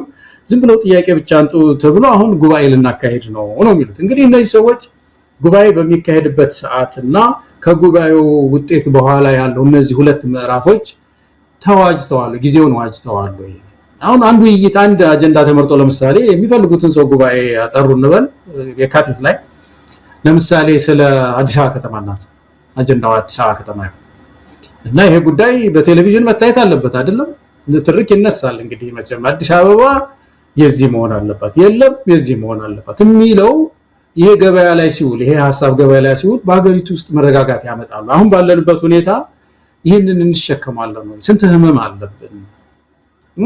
የትጥቅ ትግሉ ምኑ አለ አገሪቱን ያመሳት ያለው ቁጭ ብለን እናስባለን ነው ይሄንን ራሽናል በሆነ መንገድ የባንዲራ ጉዳይ ቢነሳ ቁጭ ብለን እናስባለን ነው የወሰን ጉዳይ ቢነሳ ወልቃይት ጉዳይ ቢነሳ አሁን በምክክር ይፈታል የተባለው ማለት ነው የሞያሌ ጉዳይ የድሬዳዋ ጉዳይ በቀደም አብይ አህመድ በቅ ብሎ የበጠበጠው ነገር እንግዲህ እሱ ራሱ ሊሆን ይችላል አብይ አህመድ የሚያነሳው ይሄንን ነገር ሌላው ደግሞ ተቃራኒ ነገር ሊያመጣ ይችላል እና በዚህ መካከል ምንድነው ይሄ በውይይቱ ሰዓት አገሪቱ ትሸከማለች ውሳኔውንስ ትሸከማለች በኋላ በተለይ ደግሞ ፖስት ድረ ምንድነው የምንለው ነገር መሳይና ይሄ እነዚህ ሰዎች አካሄዳቸው በአጠቃላይ አሁን ባለው ግጭት ላይ ቤንዚን የመነስነስ ነው የሚባለው የመጨመር ስራ ነው እየሰሩ ያሉት ተው ብትላቸው እኛንማ አንደው ብዙ የዓለም አቀፍ ተቋማትም ምክርን ቢሰጧቸው የሚሰሙ አይደሉም እየሄዱ ነው እየነዱ ነው ያሉት መሳይ ሰሞኑን የአሜሪካው የውጭ ጉዳይ መስሪያ ቤት ማርኮ ሮቢዮ ኢትዮጵያ ለጋዛ የሰላም አስከባሪ ሰራዊት እንድትልክ ጠየቁ ተብሎ በብልጽግና መንደር ቸበርቻቻው በስቶ ነበር ተመረጥን አሜሪካ ለሰላም ማስከበር የኢትዮጵያን ሰራዊት መርጣለች የሚል ከፍተኛ የሆነ ፌሽታና ደስታ እንደነበረ ነው የተከታተልኩት በኋላ ላይ እንዴት አየው ይሄንን ጉዳይ አንደኛ ዜናው ትክክል ነው ወይ የሚለውም ማረጋገጫ እስካሁን አልተገኘም እውነት ማርኮ ሮቢዮ እንደዚህ አይነት ነገር ተናግረው ከሆነ ብለውም ከሆነ አሜሪካ ውስጥ ግልጸኝነት ወይም ደግሞ በግልጽ ነገሮችን በመናገር የሚታሙ አይደለም ይሄን የምናገኝበት ምንም አይነት መንገድ የለም የሆኑ ሁለት የውስጥ አዋቂ ምንጮች ተናገሩ ተብሎ ነው በአንድ መጽሔት ላይ ወይም በአንድ የዜና አውታር ላይ የወጣው ቢሆንስ እንደው ማርኮ ሮቢዮ በግልጽ የሰላም አስከባሪ ኢትዮጵያ እንድታዋጣ ጠየቁ የሚለው እውነት ቢሆንስ በዚህ ደረጃ የሚያስቦርቅ የሚያስደስት ነው ወይ አሁን አይተን ምንድነው መሰለ መሳይ አሁን የአብይ አህመድ መንግስት የሚያደርገው ነገር ምንድነው ቴሌቪዥኑን እንደዚህ የተለያዩ አገር መሪዎችን መጋበዝ በአባይና በቀይ ባህር ጉዳይ መጥመድ ህዝቡን እንደዚህ አይነት ደግሞ ዜና ከተገኘ ደግሞ ኢትዮጵያ ወታደር ማዋጭ ተባለች የሚለውን ዜና ማራገብ እነዚህ ለውድቀቴ ለዲፕሎማሲ ውድቀቴ ማከካሻ ይሆኑኛል የሆነ ስዕል ይፈጥሩልኛል የሚል ዘመቻ ላይ ነው ያለው ማለት ከባድ ዘመቻ ላይ ነው ያለው እና ተመልከት ያልከው ነገር እኮ ነው ይሄ ኢትዮጵያ ድንበር አቋርጣ ሄዳ መዝመት አዲስ ሆኖባት ማለት ነው እንግዲህ ተመልከት ሰሜን ኮሪያ ሄደች ሀገር ኮንጎ ሄደች ሀገር የት ብዙ ሀገሮች ሶማሊያም ሄደች ሀገር እንደ አዲስ ሊሆንባት አይችልም ተጋብዛም እንኳን ቢሆን ማለት ነው ነገር ግን የዜና ቢቢሲም ላይ ወጥቶ አይቻለሁኝ ቢቢሲ ምንም ማረጋገጫ አላገኘንም ነው ያለው ሲወራ ይሰማል እንጂ ነገር ግን ከዚህ ከስቴት ዲፓርትመንት የሚሆን ከኢትዮጵያ መንግስት ይሄ ነገር እውነት ነው ውሸት ነው የሚል ነገር አልሰማንም ነው ያለውና ግን የሚመጡት ነገሮች ሁሉ የዲፕሎማሲ ኪሳራ ማልበሻ እያደረገው ነው ያለው መንግስትና ያን ነው መንቃት ያለብን የሚመስለኝ መሳይ ስለዚህ ምናልባት አንድ ሁለት ሶስት ነገሮች ከዚህ ጋር ተያይዞ ከመጡ በሚል ነው ርዕሰ ጉዳዩ በእርግጥ አሁን እየረገበ መጥቷል ምክንያቱም ከአሜሪካ በኩል ይሄ ነገር ስለመኖሩ እንደው ገፋ ብሎ የመጣ ነገርም ስላላየን ነው ነገር ግን አንተ ያልከው ነገር ነው ብልጽግና መንደር አብይ አህመድ አካባቢ ከፍተኛ የሆነ የውጪ ገጽታ ግንባታ ላይ ነው ያሉት በጣም በከፍተኛ ረሃብ ላይ ነው ያሉት ትንሽ አንድ የሆነ ሚኒስትር ከተናገረ በብሔራዊ ቴሌቪዥን በሚቆጣጠሯቸው ሚዲያዎች በዲጂታል ሰራዊቱ ቀኑን ሙሉ ሲቀጠቅጡት የሚሉት ዜና ነው ሶስት ነገሮችን ማንሳት ቢቻል አንደኛ የመንግስታቱ ድርጅት ያጸደቀው አይደለም አሜሪካን የጠየቀችው ኢትዮጵያ እስካሁን የተሳተፈችባቸው ዓለም አቀፍ የሰላም ማስከበር ዘመቻ በመንግስታቱ ድርጅት የሚመራ በአፍሪካ ህብረት የሚመራ ነው አንድ ሀገር ስለጠየቀ የዛ ሀገር ቀጥረኛ ሆነ ተላላኪ ሆነ ምትገባበት አይደለም ከዚህ አንፃርም ስናየው ከፍተኛ ኪሳራ ነው እንደው ሆኖ ቢመጣና አብይ አህመድ ተቀብሎ ሰራዊቱን ቢልክ ይሄ ለኢትዮጵያ ትልቅ ውርደት ነው ይሄ የአሜሪካ ዘመቻ ነው ወይ እስራኤልም ሊሆን ይችላል አናቀውም ግን ይሄ እንደ ትልቅ የዲፕሎማሲ ስኬት ተደርጎ ሲወራ ምን ያህል የብልጽግና መንደር በዲፕሎማሲ ድርቅ እንደተመታ የሚያሳይ ነው ሌላው ጉዳይ ይሄ የሰላም ማስከበር ዘመቻ ይካሄዳል የተባለበት የጋዛ አካባቢ አጠቃላይ ሁኔታውን መመልከት ያስፈልጋል በጣም ውስብስብ የሆነ ነው ኢትዮጵያንም ሌላ የፖለቲካ እና የዲፕሎማሲ ኪሳራ ላይ ሊጥላት ይችላል ከሐማስ ጋር ነው ሄደ የምትጋፈጠው ሐማስ ጋር ሄደ ነው የምትፋጠጠው በሶማሊያ በነበረው የሰላም ማስከበር ዘመቻ ከ10,000 በላይ የኢትዮጵያ ወታደሮች ሞተዋል እስካሁን ለቤተሰቦቻቸው መሞታቸው ያልተነገረ የኢትዮጵያ ወታደሮች የሶማሊያ መሬት ውስጥ ተቀብረው ቀርተዋል። አሁን እዛ አካባቢ በጣም ውስብስብ የሆነ እስራኤል ይህን ሁሉ ቴክኖሎጂ ታጥቃ በብዙ ነገር የሞከረችውና አሁንም የሰው ልጅ እልቂት ያልቆመበትን አካባቢ የኢትዮጵያ ሰራዊት ሄዶ ሰላም ያስከብራል የሚለው ነገር ለኢትዮጵያ ብዙ ጣጣ ያመጣባታል። በአጠቃላይ በዓለም አሰላለፍና ኢትዮጵያ በሚኖራት አጠቃላይ ሁኔታ ላይ መጥፎ ነገር ይዞ ሊመጣ የሚችል እንደሆነ ምንም ጥርጥር የሌለው ጉዳይ ነው። ከዚህ አንጻር መታየት ያለበት ነው። ሌላው መቼ ራሷን ሰላም አስከበረችና ነው ሰው ሀገር ሄዳ ሰላም ላስከብር የምትለው? ኢትዮጵያ ሰላም ያጣች ምድር እኮ ናት። ኢትዮጵያው ሰላም አለ። ራሱ ጋር ሰላም ማስከበር ያልቻለን ወታደር ሄደዛ ሌላ ሀገር ላይ ሰላም አስከብር ብሎ መላክ በራሱ እንዴት አይነት ተቃርኖ ነው ገለጣው? እና እነዚህ ሶስት ነገሮችን ስታስብ ይሄ ነገር እንደው የብዶች ጫወታ ዝም ብሎ እንደ ቀልድ ማርገል የምታልፈው የምትችለው እንጂ እንዲህ 3-4 ቀን በደስታና እንደው በከበሮ ድለቃ የምትቆይበት ዜና ባልሆነ ነበረ። አንድ ስትናገር መሳይ አንድ ነገር አስታወስከኝ። በቅርቡ አንድ ወንድሜ ምን ሲል ሰማሁት፣ የአፄ ኃይለ ሥላሴን ዲፕሎማሲ ችሎታ አንስቶ ሲናገር እያየሁ ነበረ። በጣም አስገራሚ ችሎታ ነበራቸው መሳይ። በዛ ዓለም በተከፋፈለበት ሰዓት የተከፋፈሉት ሁሉ ወዳጆቻቸው ነበሩ። የተከፋፈሉት ሁሉ ተመልከት፣ አውሮፓ ወዳጆቻቸው ናቸው።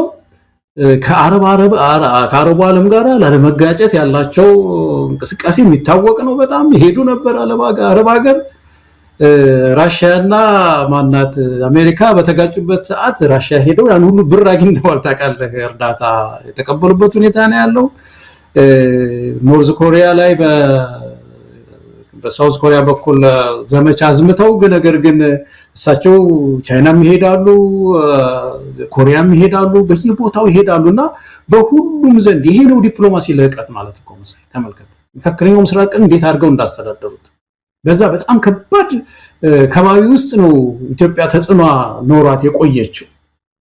እና እንደዚህ አይነት ጥበብ እንደዚህ አይነት ዋና ያስፈልጋል፣ ጥበብ ያስፈልጋል። ኢትዮጵያ አንድ እንትን ወግና የምታደርገው ነገር ሊኖራት አይችልም። መካከለኛው ምስራቅ ላይ ያላት ጽኑ አቋም አለ። አባቶቻችን ሲያራምዱት የነበረው የአብርሃም ልጆች ነበር የሚሉት መሰለኝ። የአብርሃም ልጆች፣ እናንተ የአብርሃም ልጆች ተስማሙ፣ ይበቃችኋል፣ ምድራችሁ በሰላም ኑሩ ነው። ኢትዮጵያ ደግሞ በተፈጥሯ የታወቀች ናት። ሙስሊም የመጀመሪያ ጊዜ ወደ ኢትዮጵያ ሂዱ አበሻ የሚባል አለ። እዛ ንጉስ በዛ በሃይማኖቱ የሚገደልባት ምድር አይደለችም። ሰው በሃይማኖቱ በአመለካከቱ የሚጎዳባት ምድር አይደለችም። ሂዱና ተጠለሉ ተብለው መጥተው ቦታ ተሰጥቷቸው የኖሩባት ምድር ናት ኢትዮጵያ። እንደዚህ በሃይማኖት ግጭት ውስጥ የማትገባ የአመለካከትን የሃይማኖትን ልዩነት የምታከብር ምድር ያስተዳድሩ የነበሩ አባቶች ልጆች እኛ ልጆች ነን። ስለዚህ ያንን ነው ሜንቴን ማድረግ ያለብን መሳይ። እና እንደው ዝም ብሎ እየሮጡ ጥልቅ እያሉ የሆነ ክፋይ ውስጥ እየገቡ ማጋጨት። አሁን እዚህ ሱዳን ውስጥ ያለውን ነገር ተመልከት። አንዱን ጎረቤት ሀገራችን ላይ ባለመረጋጋቷ ውስጥ ገብተን የመረጋጋት ማምጣት ሲገባን ፈጥኖ ድራሹን እያሰለጠነ ያለው አብይ አህመድ ኢትዮጵያ ውስጥ እና ይሄ ለሀገራችን አይጠቅምም። እዚህ እስራኤልም አካባቢ ያለው እኛ እስራኤልም ወዳጅ ነን። የፍልስጤም ወገኖቻችን ወንድሞቻችን ናቸው። እስራኤል ወንድሞቻችን ናቸው። በሁለቱ መካከል እርቅ እንዲመጣ ሰላም እንዲሰፍን ነው መድከም ያለብን እንጂ በመካከል በሚኖር ግጭት ውስጥ ኢትዮጵያን መግባት የለም። ገለታው የመጨረሻ ርዕሰ ጉዳያችን አድርገን ያዝነው እንግዲህ ዶክተር አብርሃም በላይ ትችት በዶክተር ገዱ አንዳርጋቸው ላይ የሚል ነው። ዶክተር አብርሃም በላይ ምናልባት አሁን በዚህ አጭር ጊዜ ውስጥ ሌላ ሚኒስትር ቦታ ይዞ እንደሆነ አላቅም። የቆላና መስኖ ሚኒስትር ምናምን የሚባል ሚኒስቴር መስሪያ ቤት የሚመራ ነው። እንግዲህ የአብይ አህመድ ሚኒስትሮች በየጊዜው ስለሚቀያየሩ ምናልባት በዚህ አጭር ቀናት ውስጥ እኔ ባልነበርኩ ጊዜ ስልጣኑን ቀይሮ ከሆነ አላቅም። ግን ይሄ ሰው በዶክተር ገዱ አንዳርጋቸው ላይ በግል ማህበራዊ ሚዲያ መድረኩ ላይ በጣም ጠንካራ ትችት ዘለፋ የምንበለው ሰንዝሯል። ለምን ገዱ አንዳርጋቸው ላይ በዚህ ደረጃ ለመምጣት እንደፈለገም በዛ በጽሁፉ ላይ የምናገኘው ነገር የለም። እንዲህ አይነት የስድብና የዘለፋ ናዳ ያወረደበት ሁኔታ አስገራሚ ነው። ለማንኛውም እስቲ ጽሁፉን ምን እንደሆነ ግለጽልና ሐሳብ እንስጥበት ገለታው። ጽሁፉ ስድብ ነው መሳይ እና እንደው በእውነት ብዙ እንደው የፖለቲካ ትንታኔ ቢሆን ለምሳሌ አቋማቸውን ማለት ነው የአቶ ገዱ ዶክተር ገዱ አንዳርጋቸው ሆነዋል አሁን የሳቸውን አቋም የፖለቲካ አመለካከታቸውን መተንተን አንድ ነገር ነው አይደለም ስድብ ነው በቃ እና ይሄ ስድብ ደግሞ ያው ብልጽግና አካባቢ የተለመደ ነገር ነው እና በጣም ጠቃሚው ከዛ ውስጥ ግን እኛ እንደው ልንወያይበት የሚገባው ነገር ዓላማው ምንድነው ነው ለምንድነው ይሄ ሰው ይሄንን የጻፈው በሱ በኩል እንዲመጣ ለምን ተደረገ የሚለው ነገር ነው ማየት ያለብን ይመስለኝና እኔ የሚመስለኝ አንዱ ይሄ የለውጥ ኃይሎታችን የመኮርኮም ነገር ነው አንፍራት አለባቸው ብልጽግናዎች ነገሩ እየተናወጠ አልጋው እየተናጠ ስለሆነ ከውስጥ የሚወጡ ሌሎች አሉ ስለዚህ እነሱን በተቻለ መጠን ለመምታት ለማዋረድ የተደረገ ይመስለኛል ራሱ ዶክተር አብርሃምም ራሱ ምናልባት ይሄን እንዲጽፍ አድርገው ዳንኤል ክብረት ሰጥተውትም ከሆነ ወደ ህብረት ይዞት እዛው እንዲቆይ ካልሆነ በስተቀር አሁን እሱ በእውነት በትግራይ ውስጥ ያ ሁሉ ጦርነት በመጣ ጊዜ በእውነት ያ ሁሉ እልቂት ባለበት ጊዜ አመራር ሲሰጥ የነበረ ሰው ነውና በምን ሞራሉ ይህን ሰው ሊነቅፋቸው እንደሚችል አላውቅም ዋናው ግን መሳይ ምንድነው በወቅቱ በነበረው ጦርነትን በአመራሩ ላይ ይህ ሰው ተሳትፈዋል አቶ ገዱ ማነው ዶክተር ገዱ የተሳተፉ ሰው ስለሆኑ ዛሬ ተነስተው ይሄንን መንግስት ሊተቹ አይችሉም የሚል ነው በጣም ይሄ ከፖለቲካ ምንድነው ይሄ የሚባል ነገር አለ አይደለም በፖለቲካ ውስጥ አንድ ትልቅ ችግር በፖለቲካ ውስጥ ትልቅ ችግር ፍጹማዊነት ነው ይላሉ የፖለቲካ ሰዎች መሰለኝ አልሳሳትም የሚባለው ይሄ በቃ ፐርፌክሽን የሚባለው ነገር እሱ ትልቅ ችግር ነው የሚማር ሰው ነው በፖለቲካ ውስጥ የሚያስፈልገው ነው የሚባለው እና ይሄ ሰው እኚህ ሰው ዶክተር ገዱ ምንድነው ያሉት ያላጠፋው ማሉ አላሉ በወቅቱ በነበረው ጥፋት ተሳትፌያለሁኝ አጥፍቻለሁ እኔም ካጠፉት ጋራ ስለዚህ በምድሪቱ ውስጥ የሽግግር ፍትህ ሲመጣ መቅረብ አለብኝ ነው ያሉት እኮ እቀርባለሁ የጄን ማግኘት አለብኝ ነው ያሉት በትክክል ጥሩ ቋንቋ ነው የገለጹት እና ከዛ ግን ይሄንን ኃጢያታቸውን ተናዘዙኝ ሰው ኢትዮጵያ የምትፈልገው በዚህ ሰዓት ይሄንን አይደለም እና ይሄ ሰው ይሄንን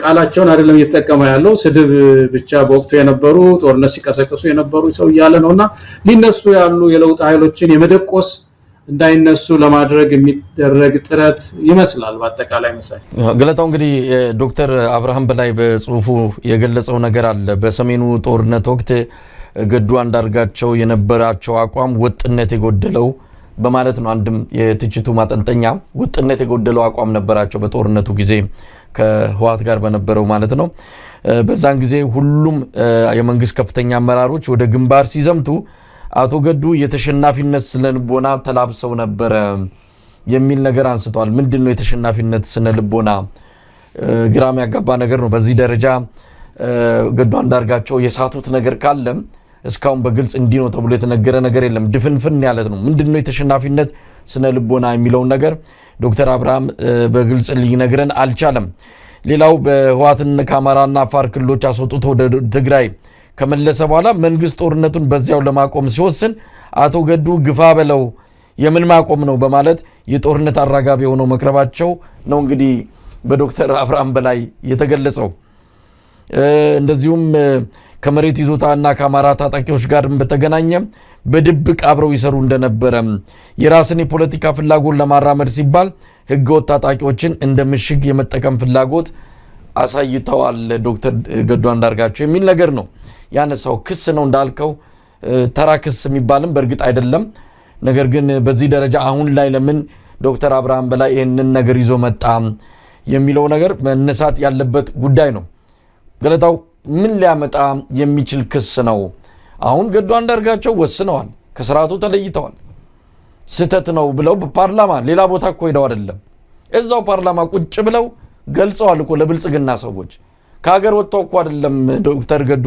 አንዳርጋቸው ስርዓቱን የነቀፉት እዛው ውስጥ ሆነው ነው እዛው ተናግረው በሐሳብ ተለይተው በአቋም ተለይተው ተናግረዋል ዛሬ ምን አዲስ ነገር መጥቶ ነው ዶክተር አብርሃም በላይ እንዲህ አይነት ክስ ይዞ የመጣው እንደው ዝም ብሎ መግለጫውን ሰጣይ ሰውየው የቆላና የመስሎ ስራ የሚሰራም አይመስልም አሁን የተሰጠው ስራ አለ ዋና ስራ እዛ ቆላ አካባቢ መስሎ መስራት ነው የሚያስፈልገው የጸጥታ ጉዳይ የሚመለከት በፌስቡክ ላይ መነታረክ ሌላ የሚመለከታቸው ክፍሎች አሉ። ብዙ ማሰብ ያለበት ቁጭ ብሎ ማሰብ ያለበት ስንት መስኖ ለስራ በየጊዜው ጊዜ የሚያሳጣ ነገር ነው። ኢትዮጵያ ያላትን ሀብት አልጠቀመችም። አሁን ተልከ እነ ማን ነው ይሄ እነ ዳንኤል ክብረት ተነስተው አባይ ይላል አብይ አህመድ አባይ የኢትዮጵያ የሚበይናት ነው ብያኔ ነው ይላል። የአባይ ገባር ወንዞች አልተገደቡም እኮ መሰለኝ ዝም ብሎ ነው የሚጨፍሩት እኮ በየሰፈሩ በየቀበሌው በአማራ ክልል ሂድ ደቡብ ሂድ የትም ሂድ ወንዞች ዝም ብለው ነው የሚጋልቡት ትናንሽ ወንዞች እነሱን አትገድቡም ወይ እነሱን መስኖ አትሰሩባቸውም ወይ ዝም ብሎ አባይ ከማለት ይልቅ አባይ ኢትዮጵያን ይበይናል ከማለት በየሰፈሩ ውስጥ መስኖ ስራልኝ ድልድይ ስራልኝ ህዝቡ መጠየቅ ያለበት ይሄን ነው መሰለኝ እነሱ እኮ ናቸው አባይን የፈጠሩት አይደለም አብዛኞቹ ወንዞች 12 ወንዞች ይገብራሉ ይባላል እነሱን ገድብ እስቲ እና ይሄ ሰው ዋና ስራው መሆን የነበረበት እነዚህ ወንዞች መገደብ እና ሌላ ስራ ነው መስራት የነበረበት እንጂ ዛላይ ወደ ላይ ያንጋጠጡ እኛን ሰው በእድሜም ይበልጡታልና ማዋረድ በተለይ በስድብም ተገቢ አይደለም። ከሁሉም በላይ ግን ኢትዮጵያውያን ለውጥ እንደዚህ ንስሐ የሚገቡ ወደ ለውጥ የሚመጡ ሰዎችን ኢትዮጵያውያን ያደንቃል። ያቶ ገዱ ምክር ተሰምቶ ቢሆን አሁን በዛ ጊዜ እዛ ፓርላማ ላይ የተናገሩት ነገር ታስታውሳለህ አይደለም? የአማራ ህዝብ ማንገቻው ተበጥሷል። እናንተ ሰዎች የፖለቲካ መፍትሄ እናምጣ የሚለው መጥፎ ምክር ነበር። የወዳጅ ምክር አልነበረም ያ ምክር። አሁን ያን ጊዜ የፖለቲካ ሶሉሽን ፈልገው ቢሆን ኖሮ እንደ ሀገርም የፖለቲካ መፍትሄ ቢፈልግ ኖሮ እኮ አዳኝ ነበር፣ ፈዋሽ መድኃኒት እኮ ነበር መሰለኝ። እና የነዚህን ሰዎች ድምጽ ያልሰሙ ሰዎች ተነስተው ዛሬ እንደው ምን ሰው እንደገና ሲናገሩ ሲታይ ምን እንደምንል አናውቅም። የማይፈወሱ የማይለወጡ ሰዎች ናቸው። እኔ በጣም የሚያስገርመው ሞራሉ የዚህ ሰው የሞራል 1.ምናምን ሚሊዮን የትግራይ ህዝብ በአብይ አህመድ እና በህዋቶች እልህ ያው ሁሉ ህዝብ ሲያልቅ የሱ ሚና ምን ነበር? እንደው አሁን ወጥቶ ለመናገር አይደለም መደበቅ የሚገባው በራሱ ወንጀልና ኃጢያት ሀፍረት ተሰምቶት ራሱን ከመድረኮች ገሸሽ ማድረግ ሲኖርበት እንዲህ በአይን አውጣነት ወጥቶ ሌላውን ለመተቸት ሞራሉ የሚገርም ነው። ይሄ ሰው እኮ የጀርባ አጥንት የለውም። እውነት ለመናገር አንድ መድረክ ላይ ስለ አብይ አህመድ ስለ ሽመልስ አብዲሳ በኦሮምኛ እያሰባበረ ምስጋና ያቀረበበትን አንድ ንግግር እንደው ቆርጬ አውጥቼም እንዲህ በማህበራዊ ሚዲያ ላይ አጋሪቼ ነበር። የሰው ልጅ እንዲህ አጎንብሶ መኖር እንዴት ይችላል? አሽከር ሆኖ ለመኖር የወሰነ ሰው ዛሬ ሌላውን ለመተቸት ቀና ሲል በእርግጥ ብልጽግና መንደር ነውር እንደሆነ ጌጥ ሆኗል። ምንም ያሳፍራቸው አይደለም። እንዲህ አይነቱ ነገር በአደባባይ ሲናገሩ ደረታቸውን ገልብጠው እውነት ከማን ጋር እንደሆነ ህዝቡ እያወቀ ማን ምን እንደሆነ በደንብ ህዝቡ አበጥሮ እየተረዳ ምን ተፍረታቸውን አይናቸውን በጨዋጥበው ሲመጡ ስታይ እንግዲህ ሁሉ ጊዜ እንለዋለን እነዚህ ሰዎችን ከስልጣን ከማስወገድ ውጪ ሁሌ ስለነሱ እንዲህ አይነቱ ነገር እያነሱ መልሶ መላልሶ ማውራቱም በጣም የሚሰለች ጉዳይ ነው። ገለጣው የሰውዬ ዘራፊ ነው፣ ሌባም ነው፣ በየሄደበት መዝረፍ ነው። አብይ አህመድ አጠገብ እንዲሰነብትም የተፈለገው እየበላ እየዘረፈ ለአብይ አህመድ ሽፋን መስጠት ነው። አሁን የገባበት መስኖና ቆላ ሚኒስቴር የሚባለው በነገራችን ላይ ያ መስሪያ ቤት ስትገባ ትዘርፋለህ በደንብ አድርገህ ምንም ስራ የለም። ከዚህ በፊት የነበረውም ማነው ዶክተር ብርሃኑ ለንጂሶ የሚባል የአብይ አህመድ ቀኝ እጅ አለ። በግሉ ዘርፎ የወጣ ሰው ነው። የበጀቱን 90% ተጠቅሞ የተሰራው ግን 1% አይሆንም። ሪፖርት የቀረበ ነው ፓርላማ ላይ። በጀቱን ግን 90% ተጠቅሞታል።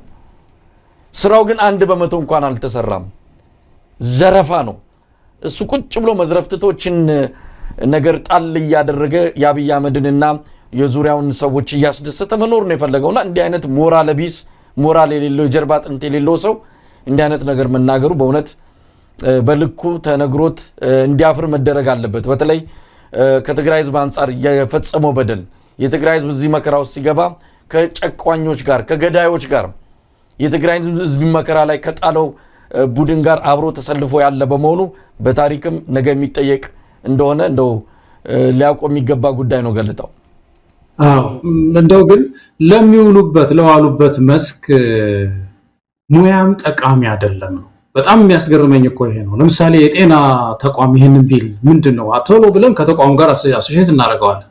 ከቆላና ሚኒስቴር ጋር አሁን አሶሺየት እያደረግነው ነው ያለነው። ሌላ ባለሙያም እንደዛው ቢለው ከሙያው ጋር ይያያዝበታል እና በሙያው አካባቢ ለሚሰራቸው ስራዎችም እንደዚህ አይነት ንትርኮች እኔ ካልቸሩ ራሱ የዚህ የብልጽግና ካልቸር እኔ ዳንኤልን ማነሳን ተመልከተ። ዳንኤል አማካሪ ነው፣ ግን ደግሞ ህዝብ ይሰበስባል እንደ አንድ የፖለቲካ ባለስልጣን ማለት ነው። ምንም ግንኙነት እኮ ሊኖረው አይችልም እኮ በዛው ነው። እንደዚህ አይነት እንትን አላቸው። የዚህ ኮሙኒኬሽን ሚኒስትሩ አሉ። በነገራችን ላይ እኛ ለገሰት ሁሉ መከራ ያሳዩን ነበር። አሁን እኛው የጅቡቲ አምባሳደር ሆኖ ወደ ጅቡቲ ሄዷል። ያውኗ ደግሞ መግለጫ አሰጥ ምን አትናገር እንደውም ይሻላል። አንዳንድ ጊዜ የሷ ዝምታ የሚመረጥበት ሁኔታ አለ። እንደለገሰት ሁሉ በየመድረኩ ወጣ ከምታደርቀን እንዲሁ አንደኛዋን ድምጿን አጥፍታ መቀመጧ እንደ ውለታ እንቆጥረዋለን። አትሊስት ወይ በዛ አካባቢ ቢወጣ ይሻላል ማለቴ ነው። እንደዚህ ከሙያው ጋር በጣም ነው የሚያስገርመኝና አጠቃላይ ግን ማን ነው ግርማ ሞገስ ያገኘው? ማን ነው በህዝብ ዘንድ ክብር ያገኘው ነው ዋናው ነገር መመዘኛችን። አቶ ገዱ ያንን ተናግረው ፓርላማ ላይ ያንን ተናግረው ከሀገር ከወጡ በኋላ ደግሞ የመንግስትን ስራ አጋልጠው መጨረሻ ላይ ደግሞ የሽግግር ፍትህ ይምጣና እኔም ተጠያቂ ነኝ ማለታቸው ሚዛን ላይ በህዝብ ውስጥ ምን ላይ ያስቀምጣቸው ነው በመዘኛው ዋና። ህዝብ የሚለው ሌላ ነው። ዶክተር አብርሃም ህዝብ የሚለው የተከበሩ አቶ ገዱ አንዳርጋቸው ትልቅ ስራ ሰርተዋል። ቢሳሳቱም ይሄ ፖለቲካ ማለት ይሄ ነው። ወቅቱ አንድ ጊዜ ከተሳሳተ በኋላ ሰው እንደገና ተመልሶ ይቅርታ ማለት ይሄ ሰለጠነ ፖለቲካ ነው። ህዝብ የሚለው እንደዛ ነው መሳይና ምን ጥቅም እንዳለው እዚህ ፌስቡክ ላይ ወርውሮ ራሱ አንዳንድ ጊዜ አንዳንድ ሰዎች ራሳቸው ተዋርደው እንደገና ይሄዳሉና በዛ መንገድ ነው ያየሁት። ገለታው ዛሬ እንግዲህ ትንሽ ሳንገናኝ ብዙ ጊዜ ስለሆነ ነው መሰለኝ ያሉትን አጀንዳዎች በሙሉ ለመዳሰስ ሞክረናል። በርካታ ነገሮችን ያነሳ ነው። ሰፋ ያለ ጊዜ ወስደን ነው የተወያየ ነው። ለማንኛውም ዳግም ተመልሰናል። በየለቱ የአንከር መረጃ ክፍለ ጊዜያችንን የምንቀጥል እንደሚሆን በዚህ አጋጣሚ ለመግለጽ እንወዳለን። ገለታው አንተን ከልብ አመሰግናለሁ። እኔም እጅግ በጣም አመሰግናለሁ መሳይ። ሰላም ጤና ሆነልን። ተመልካቾቻችን የዛሬውን በዚያው አበቃን። አብራችሁ ስለነበራችሁ ምስጋናችን ከልብ ሆኖ ከያላችሁበት ይደርሳችሁ። ኢትዮጵያ በክብር ለዘላለም ትኑር። ጤና ይስጥልን።